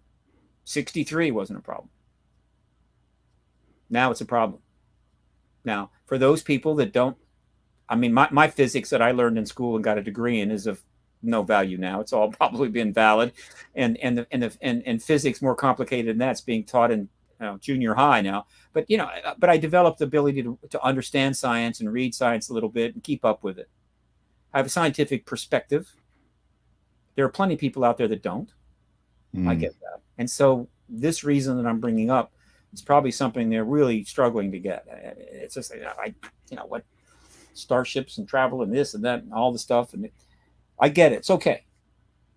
I'm just saying that those that can get it, and that's a lot of people, believe me, you do understand that the moment they could calculate that we were closing in on the physics of interstellar travel, they would have to act.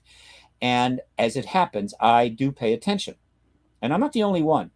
If the number of people out there that are following astrophysics and following propulsion technologies, not just what we're doing, but what we're theorizing.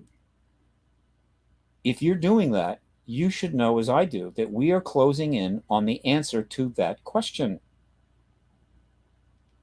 And so, and one of the reasons we're closing in on it is that because some time ago, a lot of very smart people figured out that these ETs are traveling from another star system, which means it can be done. And there's nothing that spurs research and research funding faster than knowing something for sure is possible. You just need to figure it out. as Yeah. opposed to where a lot of science comes from. You have no idea if it's possible. You're just kind of checking to see if it is possible. And in many cases, you spend 25 years studying something and discover it's not possible. Right. Not in this case. Right? It was just like early humans watching birds fly. The very fact that birds flew and they could see it guaranteed that we were going to work really hard to figure out how to fly. Same thing here. And so a lot of people know what I'm saying here. It cannot be allowed to happen. So what are the options? One option is obliterate the human race, which they can do. If you want to go into how they can do it, I'm happy to go there. Just take my word for it for now, right? In other words, there's not a human being left alive. Oh, plenty of human DNA is out there. They've been taking that for a long time. So the human species will continue if you're worried about that. You know, I mean, Elon wants to go to Mars so that the humans will last. And I want to point out to Elon that the cost of going to Mars is unbelievable, right? You know, it's like maybe 1,000 people could go. The rest are going to have to stay back on the Earth and die. And secondly, we don't need to go to Mars. Our DNA is probably God knows how many planets right now. And so, no, I don't know. That's not the issue.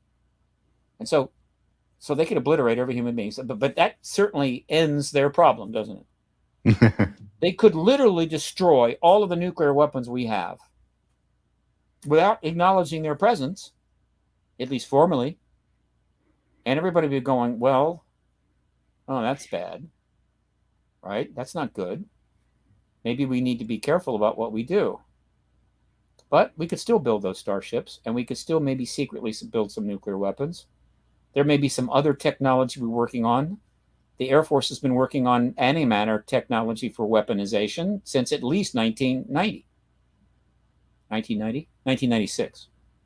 That's when an article turned up about that should never have been posted and then hasn't been seen since. But yeah, they're working on antimatter weapons. What does that mean? It means that if you could collect somehow, and it isn't easy, enough antimatter about the size of a baseball and then put it in contact with a regular matter baseball, the nature of physics is it would blow up most of the East Coast. Not just New York. Pretty much the whole East Coast. Okay? And it would be, that's bad. So you really don't ever want to have a weapon like that. We're working on it. If you want to see a little glimpse of it, go see the movie Angels and Demons. The second movie after Da Vinci Code by Brown. Yeah. They get into it right there. All right? So we're off track here. So what do? It's not hard. What is the logical way a civilization that is ethically aware enough to know that slaughtering other civilizations or themselves is simply not wise and probably violates some sort of what we'll call natural law of the universe, something that pertains to any living sentient thing, no matter where they are? What would you do? Here is what you would do. You would facilitate, to the extent that you wish, a process that ultimately leads to that civilization, all of its nations, all of its leaders, and thus all of its people, to the point where they can acknowledge and accept the fact that they're not alone and that they're being visited. Disclosure. You get to that point. You got time until those starships are built. We're about to be built, human starships. You got time. So this process goes on. The fact that it takes time is a certain respect that they're showing to our, how would you say, worldview. Right. And they could have slam dunked disclosure back in 1948 and any time since. They haven't done it, but they sure as hell have been nudging it along, and I can go into that. But the point is that they're not hurting the process. I mean, they could be more facilitative, but they're not. But they are facilitating. And so you just move that along until one day it finally happens. Yeah. President Biden says we're not alone. You know, Sunak follows, Macron follows, Xi follows, Putin follows. They all follow. And in the space of a week or so, all the world knows, yep, we're not alone. Our leaders know it. They told us we're in the post-disclosure world. Bingo, disclosure. You get to that point. Then what? Well, the starships are not being built yet. You still got plenty of time. And so you let the world have a couple of years to get up to speed. You got 8 billion people.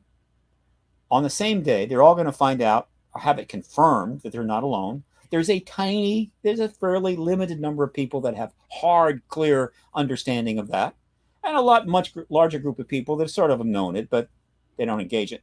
But overall, the vast, vast majority of people learn on that day. Boom, we're not alone. And guess what? They would kind of like to know more about it. And there's 8 million people. So that's going to be a fairly substantial content creation process in which a lot of people got to learn a lot of stuff as fast as they want to, but their motivation will be high. And so you're going to have millions and millions and millions of people reading everything and studying everything and going on the websites and joining this group and that group and whatever. And the media's going crazy and Pulitzer Prize are being given out. And the whole thing is just a massive learning curve in which the human race does a massive DIY and gets himself a degree in extraterrestrial studies from the Galactic Online University. All right. Okay. After about a year or two, could be just a year. A year is a lot, but say 2 years, a year or two. Warp speed. The government's told us a great deal. We've seen tech, we've seen bugs, all that kind of stuff. We know a great deal. The contactees have all been interviewed 1 million times. They've come forward in the hundreds of thousands, if not millions. We are just chock full of understanding about the modern ET presence. Ancient aliens will still be running the same shows about what happened in ancient times because that's ancient times, and what we're learning is this time. But they've got a lot more viewers. In fact, the viewership of Ancient Aliens is going to go boom. Just letting Prometheus know that. I'm happy to come back on, guys. You haven't had me on me years. You know, I'm available. It's not my phone number has disappeared. Anyway, okay. So after that massive self-education process, we haven't built the starships yet. What comes next? Open contact comes next. Of course it does. What's open contact? Right? Open contact is not turning up in someone's bedroom at 1 a.m. and taking them for an inspection and then bringing them back and flying away. That's not open contact. Open contact is ETs directly in engagement of our leadership. How, who, well, remains to be seen. But it will be substantial. It will be open. It will be open in the sense that we will know what the discussions are. It doesn't matter whether they're in person, whether it's by email or telepathy. It doesn't matter. There is open discussions going on between extraterrestrials and or their representatives and human beings and their representatives about something. Some information is being exchanged. That's open contact. I say it's 2 years out, tops, which means if we get disclosure this fall, we're talking about the fall of 2026, folks. That would be cool. And what would prevent it from being in the fall of 2026 if somehow disclosure gets put off again, which is just one of the 8,000 reasons why you want to back every single person that's pursuing this issue, support and praise every single leader, political leader that's engaging it, and make it quite clear that you love what they're doing, but you do not expect them to stop and you want it now. Okay? Yeah. So now we have open contact. Guess what? The first item on the agenda is going to be, you know, it's not going to be, can we get free access to all your streaming services? Because we really like that. Yellowstone, fantastic. Okay. Okay. The Expanse, love that series. Can we get a deal? No. Right? Is it like, I don't know. Can we exchange, you know, classic art, you know, whatever? No. Number one item is your nukes. Remember those? The nukes. People, Mr. UN Secretary, Mr. President, Mr. Prime Minister, Mr. Dictator, Mr. whoever the hell we're talking with, we want to talk about the nukes. Oh, okay. Okay, that's fine. I meant this is the answer to that question. What is in it for the aliens, non-human? Okay, what do you want to talk about? You got to get rid of them, all of them. Really? We're really fond of our nukes.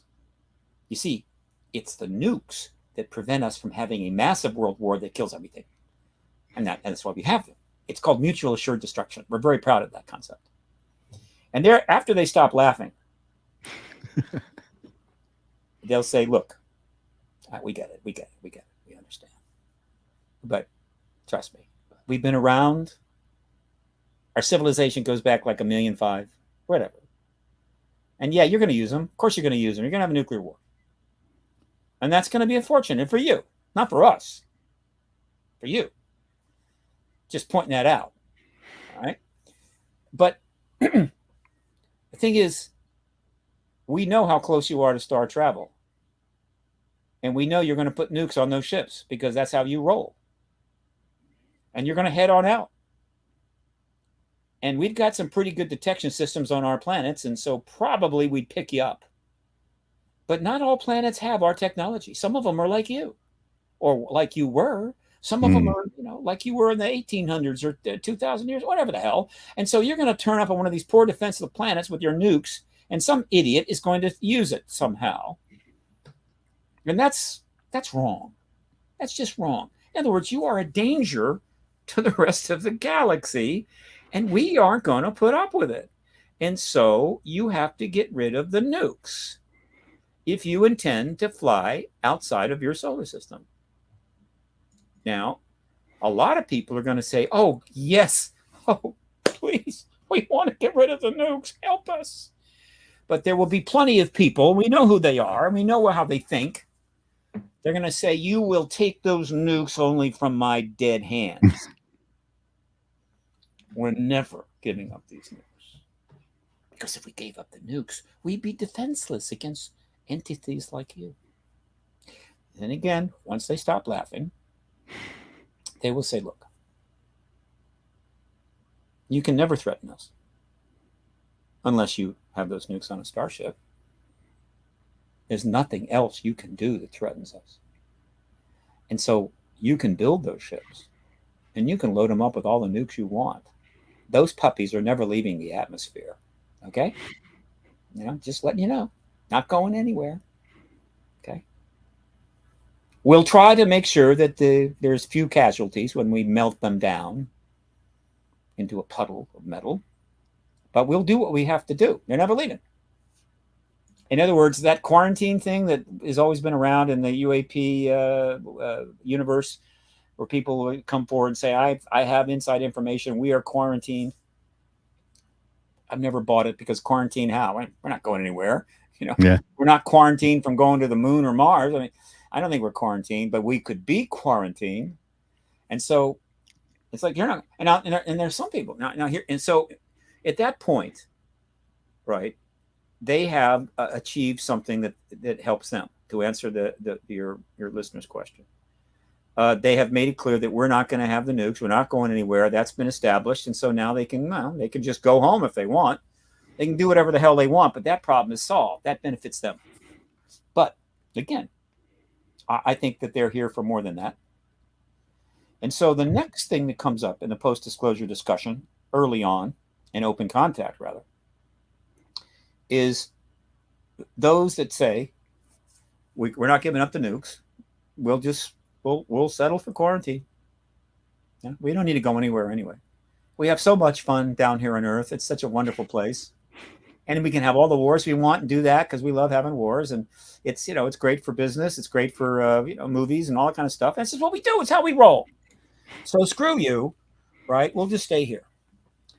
And a lot of people, of course, that will be a debate. And those people that want to say that are going to be countered by a whole lot of people are going to say, I beg your pardon. And it may be that the larger majority will simply shut those people up, get them out of office, put them in jail, whatever they have to do, just get them out of the way so that we can work that out with our new ET friends. But let's assume that the lunatic minority holds the day. And it looks as if we're not going to get rid of the nukes, but we're not going to be able to leave the solar system. The ETs may come back with this. And it's this. Okay, look, we get it. You love your weapons. But you may have noticed you got a lot of problems down there. you got a lot of problems, okay? You got too many people. You don't have enough water, food, clothing to take care of those people. You're armed to the teeth. Hell, the United States alone, that one country that we have spent a lot of time looking at, has got 450 million weapons in civilian hands. That's almost the equivalent of all the weapons in civilian hands of every other nation in the world. I'm not talking about the military weapon. I'm talking about the civilian weapon. And you got a whole lot of people that are in trouble and starving. And so they're not going to go down easily. There's going to be turmoil and disruption, terrorism, more wars, of course. Mm-hmm. It's going to be hell. Your ocean is filling up with plastic and running out of fish. And unless you figure out how to eat plastic, you got a problem there. Okay. You also got a super volcano that could go off anytime in Wyoming. And if it does, it's pretty much ball game. Anyway, guess what? We have some pretty cool tech. We have tech that can solve a lot of your problems. Just like you have nations that have extraordinary technology, because in the goodness of your heart, you reach out to other nations that are struggling and you provide that technology, like, I don't know, vaccines against malaria and things like that saves millions of lives. You do that. It's okay. It's not against the law of the universe for one planet to help another planet. Okay. The prime directive from Star Trek was a joke played on us by Roddenberry. I love this guy. I think he was a contactee, and he supposedly had some very significant contacts inside the government. And there still is a Star Trek Foundation that is less known, but still operating, designed to try to instill the Star Trek values into our culture, which ultimately would be a good thing, without proton torpedoes, of course. And so it is not unreasonable or against any kind of galactic law for us to help you. We have genetic technology that could cure most of your diseases, increase your age. We can solve the problem of the plastics. You have a vast storage of millions of tons of nuclear waste that some idiot with C4 could blow up at some point and contaminate an entire country. And you have no way to deal with it. And on and on and on. And guess what? We have the tech to solve your nuclear waste problem. We have the tech to solve your super volcano problem. We have the tech to solve your food problem, your water problem. We can help you actually make this planet work. And we would go, oh, great, fantastic. Okay, when do we start? And the answer to that is simple. Your leadership is basically saying you're never giving up the nukes because, well, you just that's how you roll. And here's the deal. You either persuade them otherwise or you're getting nothing from us. Because why should we invest our time and energy and help you when you are hell-bent to destroy your civilization? Why should we go to all this and then you have some nuclear war and blow everything up? Screw you. Now, I'm getting out there now, as you can tell. But if you really think about what I've just said over the last 20 minutes, you will know that I have not strayed far from Occam's razor. This is common sense. It's a bit anthropomorphic common sense, but it does blend with activities that we know the ETs are doing. So it's not simply wild a guess. So that's the answer to her question. There is a huge benefit for us and a legitimate benefit for them. And all we need to do is disclose to get there. Next question. Fantastic. I'm just going to give a quick shout out here to Tim. Thank you so much for the $10. I appreciate it. Next up, we have Aaron Johnson with $5 says, great to see you, Steve. We had fun in line just before the hearing. I believe he was actually at the hearing on July 26th. He says, what's the best way to reach out to you? Oh, well, my website, paradigmresearchgroup.org, has a contact page with all the info. There we got go. the phone number, got the email. I prefer people email me. Next is text. Stuff that comes in by WhatsApp, LinkedIn, and Facebook, and DM messages off of Twitter. Well, DM message comes after text. So if you want to reach me, email, text, Twitter, DM. The others, I can't keep up with them. And people will contact me. I won't find out about it for weeks. But I'm on my email 24/7 and my text 24/7. And I check in with Twitter enough to pick up that. That's the way to get to me. Now, fantastic. Since we're on the subject, okay, another promo. Sure. A very important promo. Look, folks, it's a Twitter world. I just live in it. It's now called an X world. I don't like that. Okay, I don't like X. Am I going to leave X? No, I'm not. Because Twitter, now X, however, whatever failings it may have, and there is no platform out there that doesn't have failings, I can assure you, is the most powerful activist tool ever created. Period. I'm serious. Okay. Bigger than the mimeograph machine. Bigger than the bulletin boards of the early days of the internet. Bigger than Facebook.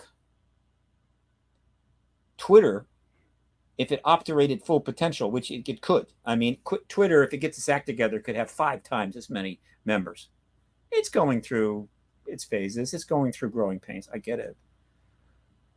Assuming it doesn't turn itself into this absolutely convoluted mess of stuff that is now Facebook.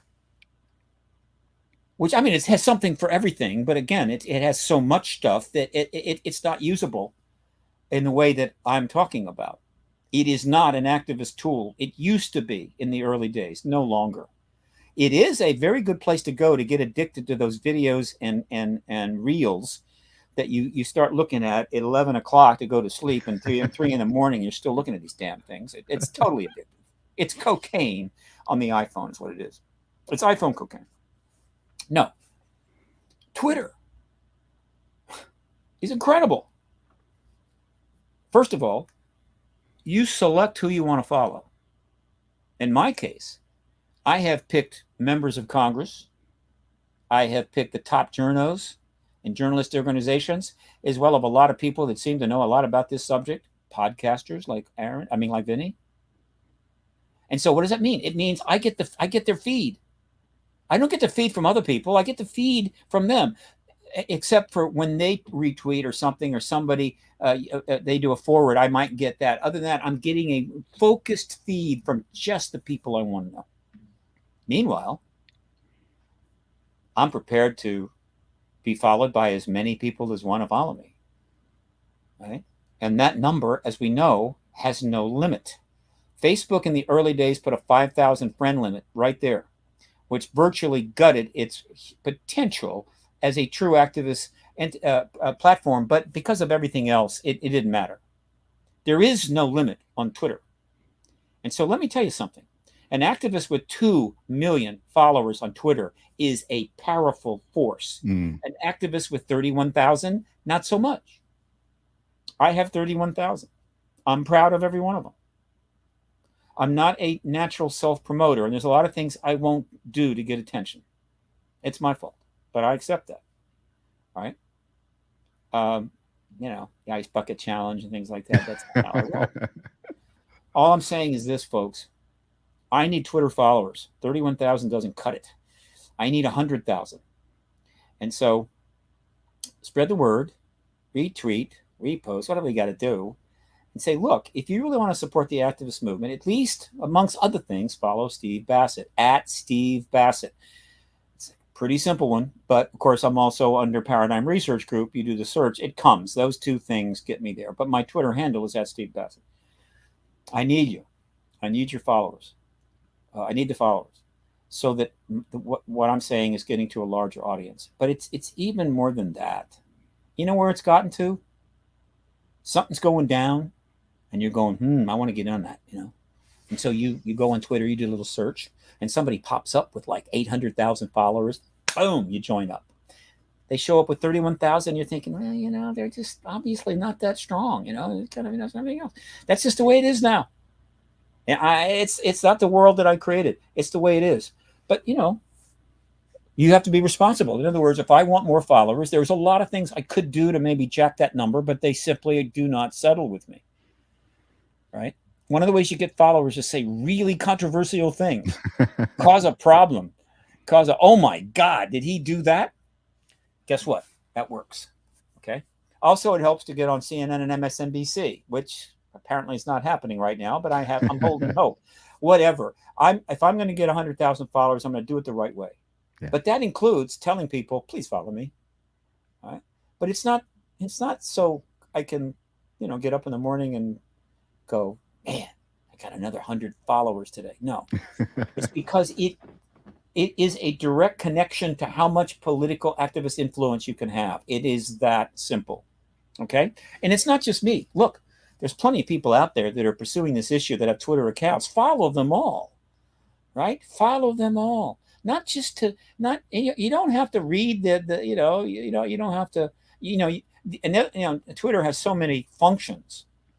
Right? It's so perfect for this. So let me give you an example. Say you follow 1,000 activists.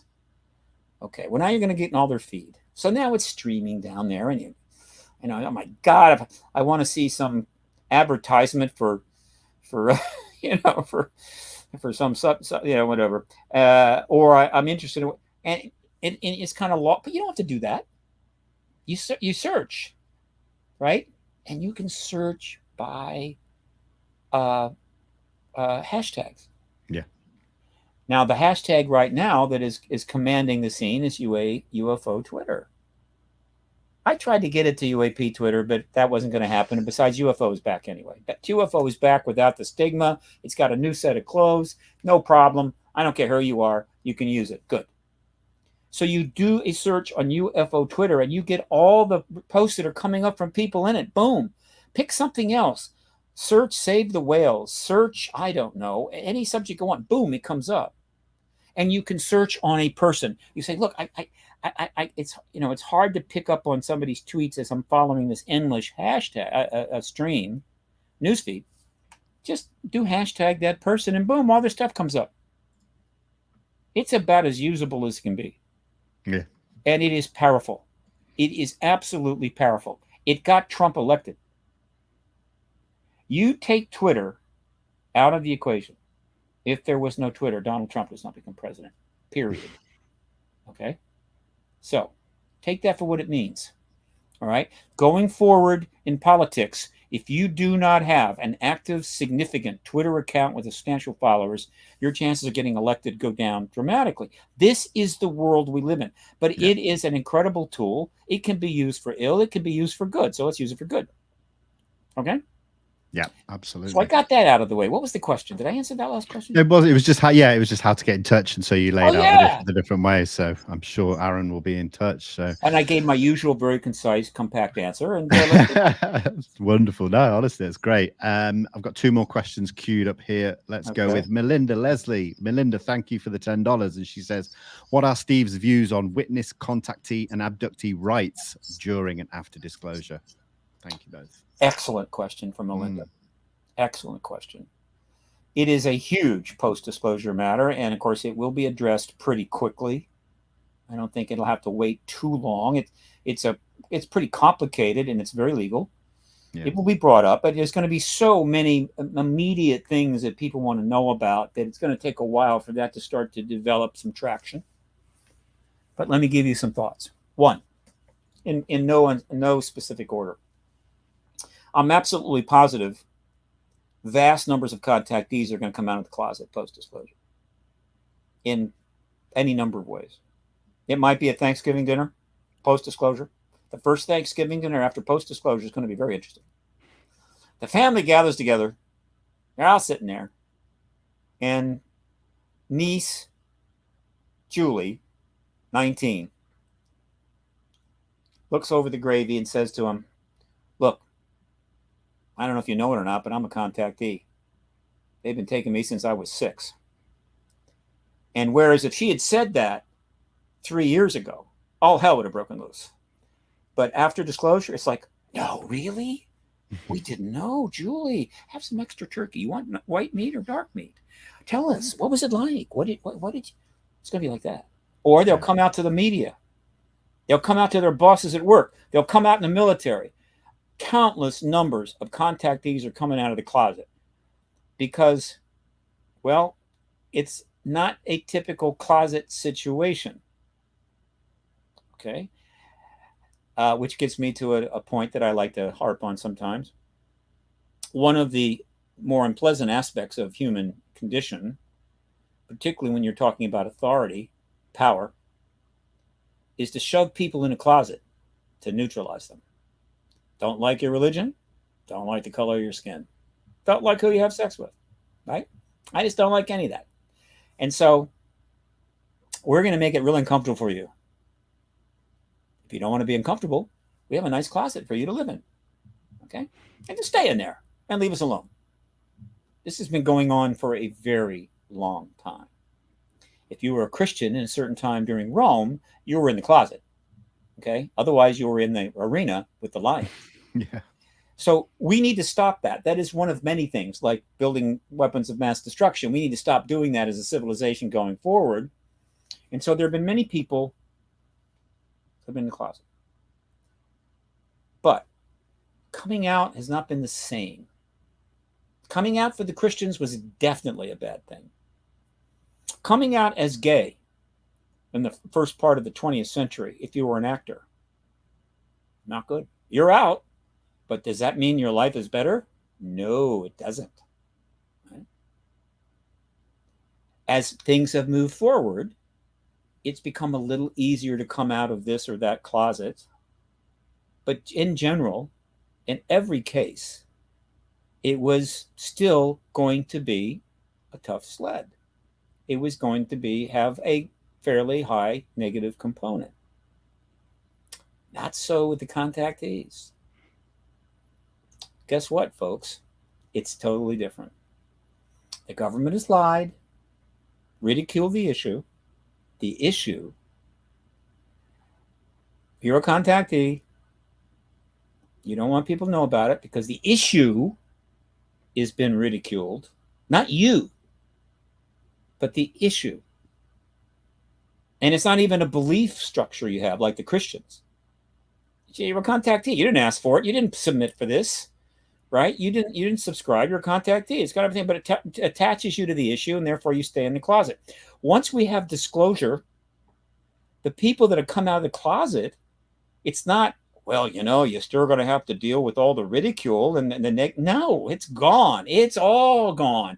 And in fact, it's like a new world, and you are the star of that new world. It's as like a gay coming out of the closet when the entire world is going gay. Everybody's gay.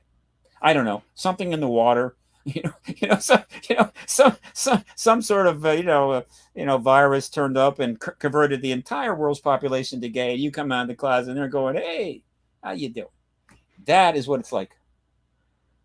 I've only talked about this a couple of times, but it's so true. And I love to talk about it. The people are going to be coming out of the closet because not only they don't like being in there, but because they're going to be welcomed with open arms. Oh, and a few extremely conservative, very tightly held, tight-ass families, maybe evangelical Christians to the extreme, might be uncomfortable, but everybody else will be going great. And so they're going to be coming out of the closet in droves. One of the things that will happen pretty quickly is very large numbers of these contactees are going to get in touch. They're going to form organizations, and they're going to go political. And their numbers are substantial. And so I would not be surprised to see a political PAC or organization 6 to 8 months out of disclosure with 2, maybe 1 million members contributing money to this nonprofit whose job it is to represent the concerns, rights, and complaints of contactees to our fine government to see what can be done. That's going to happen. it's a guaranteed lock. And you won't have to be a contactee to join. Be like, you may not be a contactee, but hell, help us out. You know, and so they're going to go to Patreon, they're going to whatever. So that's going to come. Now, so what are my views on that? My views are I want contactees to go political and start going to the government and see what's what and see what's fair and what's right. Okay.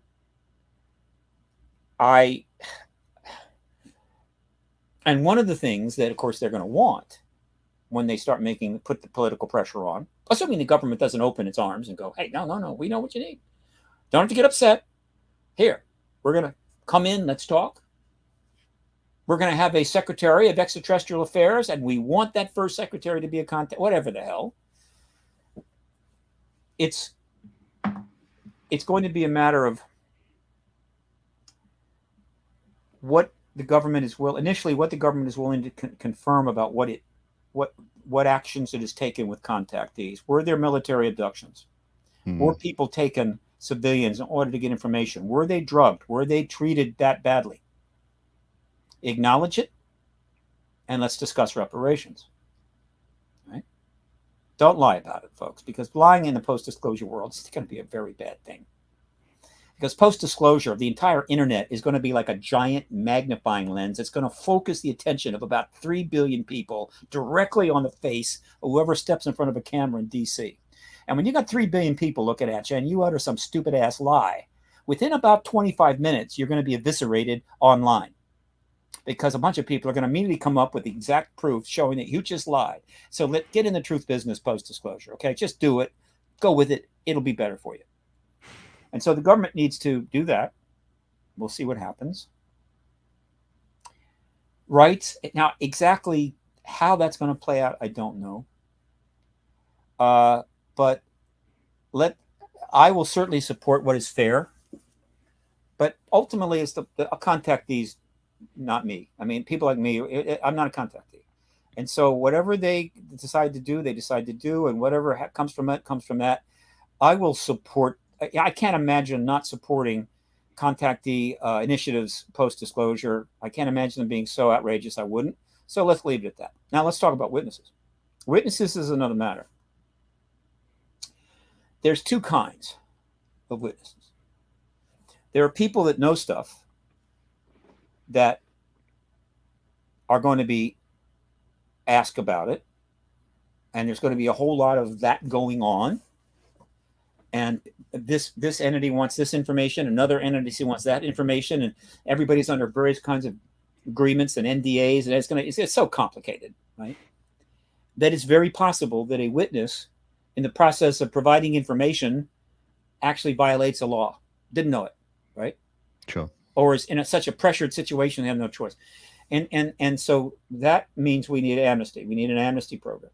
That should be in law very quickly, right after disclosure. It may even be, there's already a little of that turning up in the legislation now, but not to the degree that we need to have. We need a full amnesty act that says that anybody that violates a law in the process of providing information to various entities in the post-disclosure world is not going to be charged. Right? No crime. Okay? And no brainer. Now, maybe it gives people a license to be a little too loose with their tongue. So what? That is not justified not having amnesty, because it's going to be a 3-ring circus of information gathering. It's going to be crazy. That brings us to the second type. And this is something else altogether. Fortunately, I don't think it's a lot.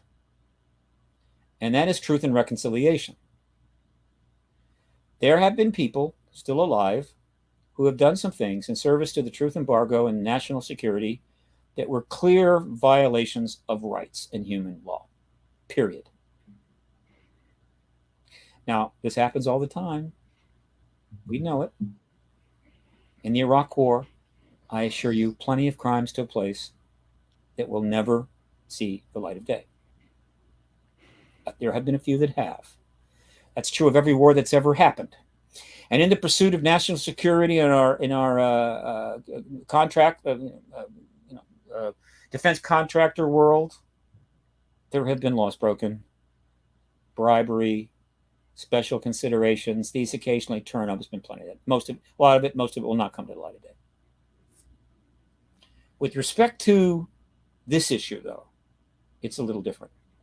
Because unlike the things that happen in the fog of war, which is done and it's over, yeah, or the odd bribe that takes place in some contract, defense contract, or somebody, squirrels a bunch of money away and heads to the Caribbean. This is not like that. The post-disclosure world is going to be a time when the focus of the world on this issue and everything about it is going to be 24/7 indefinitely, right? And maybe it starts off huge, but it will always be a big number, huge numbers of people and organizations focusing on it. And so if somebody has committed a crime, a serious crime in service, it's coming out. Somebody's going to turn them in. It's going to come out because this issue is going to be scrutinized at a level that even the Vietnam War would end it. And so we need truth and reconciliation. And more importantly, because of the massive secrecy and of course the embargo itself that's been maintained these 76 years, there's definitely the likelihood that there's a lot of pretty awful things that are pretty well buried. And we want to know about them. In this case, we want to know about them.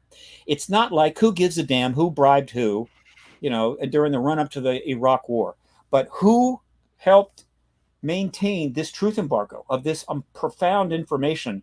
We need to know about that. History needs to know about that. And so we want them to come forward. And so we need a truth and reconciliation for that group, meaning I don't care what you did. You murdered somebody because they were about to go public. May not have happened. You committed military abductions and shot people up with memory, forgetting drugs or whatever the hell. I don't care. Anything like that. You can come forward, and if you tell the appropriate entity, it's usually a commission, every detail of it, what happened, what you did, who asked for it, and everything else, you will not face retribution. And you will not be sued. Once you put that act in place, the possibility of learning a lot more about the history of this truth embargo becomes dramatically improved. And of course, we have a perfect example of this. It was even far worse, extraordinarily worse. And that is, of course, the period after apartheid was outlawed in South Africa. The crimes that were committed make any crimes that were committed in the truth embargo pale by comparison. It was awful in the extreme. And Desmond Tutu helped bring about the Truth and Reconciliation Council that allowed people to come forward and reveal what happened so that history knew, and they were exonerated. And a lot of people came forward. Did it make everything go perfectly well in the post-apartheid? No, it did not. Does it mean South Africa is a paradise? No, it is not. But they had to have that law. Also to include the fact that without it, in this case, which is, again, far more extreme than the truth embargo history, there was going to be vigilantism. There's going to be people looking and finding those people, and they're going to kill them. Yeah. And that was going to create hatred and turmoil and counter responses. And so, yes, witness, amnesty program, truth and reconciliation. That's my answer. Fantastic. Thank you. Going to give a shout out here to Shermanator Osborne. Says thanks. I appreciate the $5. Thank you. And my final question that I have here, Steve, okay, is from Eli. He says, do you expect aerospace companies to skyrocket in stock once non-human intelligence is acknowledged? And which companies do you expect to increase in stock sales? Okay, Mr. Trader, online trader. What percentage of your net profits am I going to get out of this information?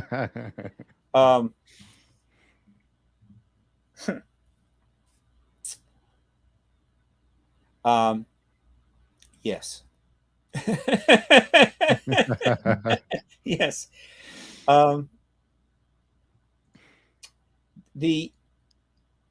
The aerospace industry is filled with some pretty smart people, and I'm sure a lot of them know about the ET presence, and they know that the truth embargo is ending, and I'm sure they're already preparing. There are a lot of companies that are clueless that could really benefit from understanding the process. On a few occasions, it's been a situation where I've kind of let it be known I'm happy to consult with any company that would like to get a briefing on this to kind of get a sense of it, because they just don't get it or don't have information, on a consulting basis as a paid consultant to help out, because, hey, PRG does not operate on hydrogen. So, and believe me, there are tons of companies that need to do this. But when you're talking about the big shots, they know. And so they are ready. Now, when you talk about the big current three, I imagine that they are thinking along those lines too, but they do have a bit of a problem. If I'm Branson, or I'm Musk, or I am, I'm missing one. We got, who am I missing? We got, Bezos. And I've been playing the chemical rocket game, take people into space, commercialize it and all that stuff, sending those people up in a chemical rocket, spending all that money. And the ET presence is confirmed. And shortly after that, we learn we've had that tech. And then we learn we have anti-gravitic tech being suppressed. And then we learn that Bezos, Branson, and Musk, who are billionaires, and when you're a billionaire and you're in the space business, the number of people lining up in front of your office to get in, to clue you in on the fact that there's an ET presence and ET tech in the government is a long line, right? You know, it's like, yeah, look, just give me 5 minutes, Jeff, just give me 5 minutes. Let me know. Are you aware that, because, hey, who doesn't want to befriend a billionaire with some really fine inside information?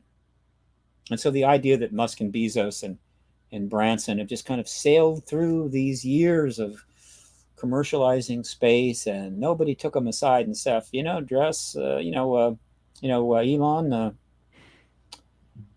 we got some interesting technology. It's here, here, here, and here. And it can do this, this, this, and this. And you probably should know about that because you'd like to have a little edge up. Thank you, sir.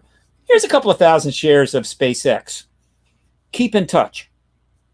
I joke, Elon. I love you.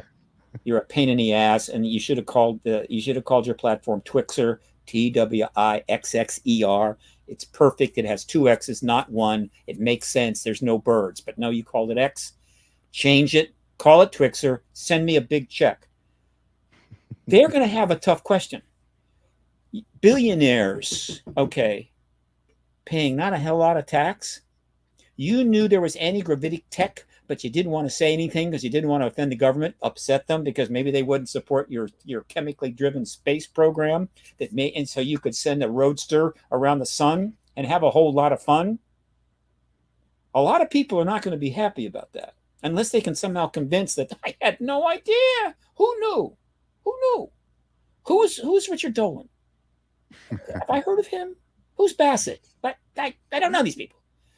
If they can convince people of that, then they go, okay. They're not going to. And so as they start lining up to cash in on the new ET technology world with an anti-gravitic drive, a lot of people are going to say, screw you, and give it to the money for the people that might have known, but they weren't trying to cash in as the great leaders of the human space exploration and of a civilian space exploration. So they got a little problem there. However, and I'll finish up with this because I could go on for 2 hours on this one. This is like gold here. But let me just make one point I'd like to make.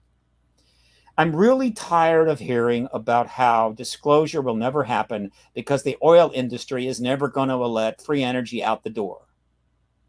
It would destroy the disclosure, and also Big Pharma. I don't know why it's going to destroy Big Pharma. I have no idea. I guess the idea is that the ETs have all that genetic tech and they finally provide that and end all our diseases, that like down the line, 30 or 40 years, the pharma, please, folks, please. Here is what's going to happen. The oil industry, which has got gazillions of dollars and huge connections. Okay, I remember I said about the billionaires. Yeah. When you've got massive money and power, there are people out there that know about the ET presence. They're going to tell you in a heartbeat. They're going to come. They're going to beg to see you because I've got something so much I want to tell you. Do the oil industry know about this? Of course they do.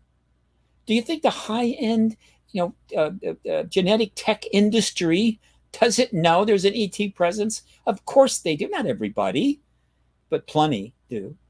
And they have been following what's coming. And so what happens post-disclosure? Here's what happens. Energy comes forward. Technology comes out of this. It says, look, do this, do that, do this. And you can create unbelievable amounts of, you can move electrons around for 1 penny on the dollar. So if your electric bill was 100, now it's $1. Okay. It's practical. It's never, nothing free. You just build all these various plants along this technological design and you get technology that cheap. Now, if you're the oil industry, the energy industry, I don't care what aspect of the energy, and you have that kind of money, you are all ready and set to go to say, we have the cash, we have the money, we will build all those machines for you that is going to generate all that vast amount of electricity for practically nothing. But the machines will cost money. And so what will happen in the post-disclosure world is that the oil industry, as rich as it is, will get even richer as they invest in the infrastructure of the post-disclosure world. Not some startup company that says, oh, wait a minute, you got a tech that can do that? I'm going to go in my garage and figure out how to convert that into a major company. No. Let's talk about genetics. So in Open Contact, we finally learned that the ETs are going to provide us some incredibly significant genetic understanding that will allow us to cure a lot of diseases. Okay. And I guess that puts the pharma industry out, because if we don't have any diseases, we don't have to buy their medicines. No. Extraordinarily new genetic knowledge like that will then be taken and used by the genetic industry that we already have to develop God knows what new technologies that could facilitate our human race. It's not as if the ETs are going to come down and hang out and just do it all for us. No, but they will provide technologies, allow that. But who's going to implement them? And then what industry is going to be able to use that tech to go and look elsewhere and do other things? And so, you know what happens in the post-disclosure world? The genetic industry makes even more money than it's making now. Only they won't have to make it off the backs of the American people. They will make it by developing new products and so forth that derive from genetic understanding, and they will make money from that. That's the way things are actually going to go. And so what troubles me, what bothers me about this, is that because of the truth embargo, nobody wants to hear that discussion. In other words, if I want to make those points to some audience, some major audience, or on some CNN program, people, why are you making this? It's a stupid statement you just made. There are no ETs, therefore there's no ET tech. Therefore, this is a totally ludicrous statement. So you don't hear many people making the statement. And normally I don't really care about that. Here's what I care about is that, and this is a child of the truth embargo, because there are no ETs here according to the government. There's no ET tech according to the government. Then those that put this argument out, meaning, well, let me restate this. Because the truth embargo operates under this misinformation, that's what I meant to say. When people get this thing in their head that, oh my God, it's going to destroy the energy industry and the pharma industry, and that's why we can't have disclosure, right? We can't destroy those industries. We can't do that. I mean, where am I going to get my electricity? Where am I going to get my drugs? And so basically they're supporting the truth embargo. They're giving this very powerful reason why we can't upset the status quo. And they actually talk about destroying the financial industry, and the banking industry is going to collapse, and everything's going to collapse post-disclosure. This is all hysterical nonsense. It is not out of the question, but it is the child of our ignorance. The government has thrived, the truth embargo has thrived on keeping us as stupid as possible on this subject. The less we know, the more we can fantasize, the more we can speculate about. But those that have really come to understand the history pretty well can come to different conclusions. I've told you mine. I am not worried about any United States. The only industry that I have deep concerns about is the nuclear weapons industry, the nuclear weapons submarine industry, the anti-war weapons industry, the landmine industry. All of those industries could be in serious trouble if things go the way that I hope. Disclosure, open contact, and a intelligent discussion with beings of great knowledge and history about why we need to get rid of this crap. But you want to know something? The post-disclosure world and the tech that evolves is going to create the basis for so many new businesses and industries and projects that the armaments industry and the nuclear weapons industry, they just need to shut on down, draw into that capital they got and all their good, funding connections, in the venture capital world, and simply start addressing all of the new technological options and possibilities that will emerge in the post-disclosure world, and they will all be just fine. And they will be able to get up in the morning and say, I'm going to make $25,000 today, but not building another bomb that can blow up people and vaporize them. That would be kind of good. Good for their mental health and good for our mental health. That's my answer to that question. And that is it. I think we've done it. So look, send me a link on this one, Vinny. I want to get this out right away, even on my mail list. This is a great show.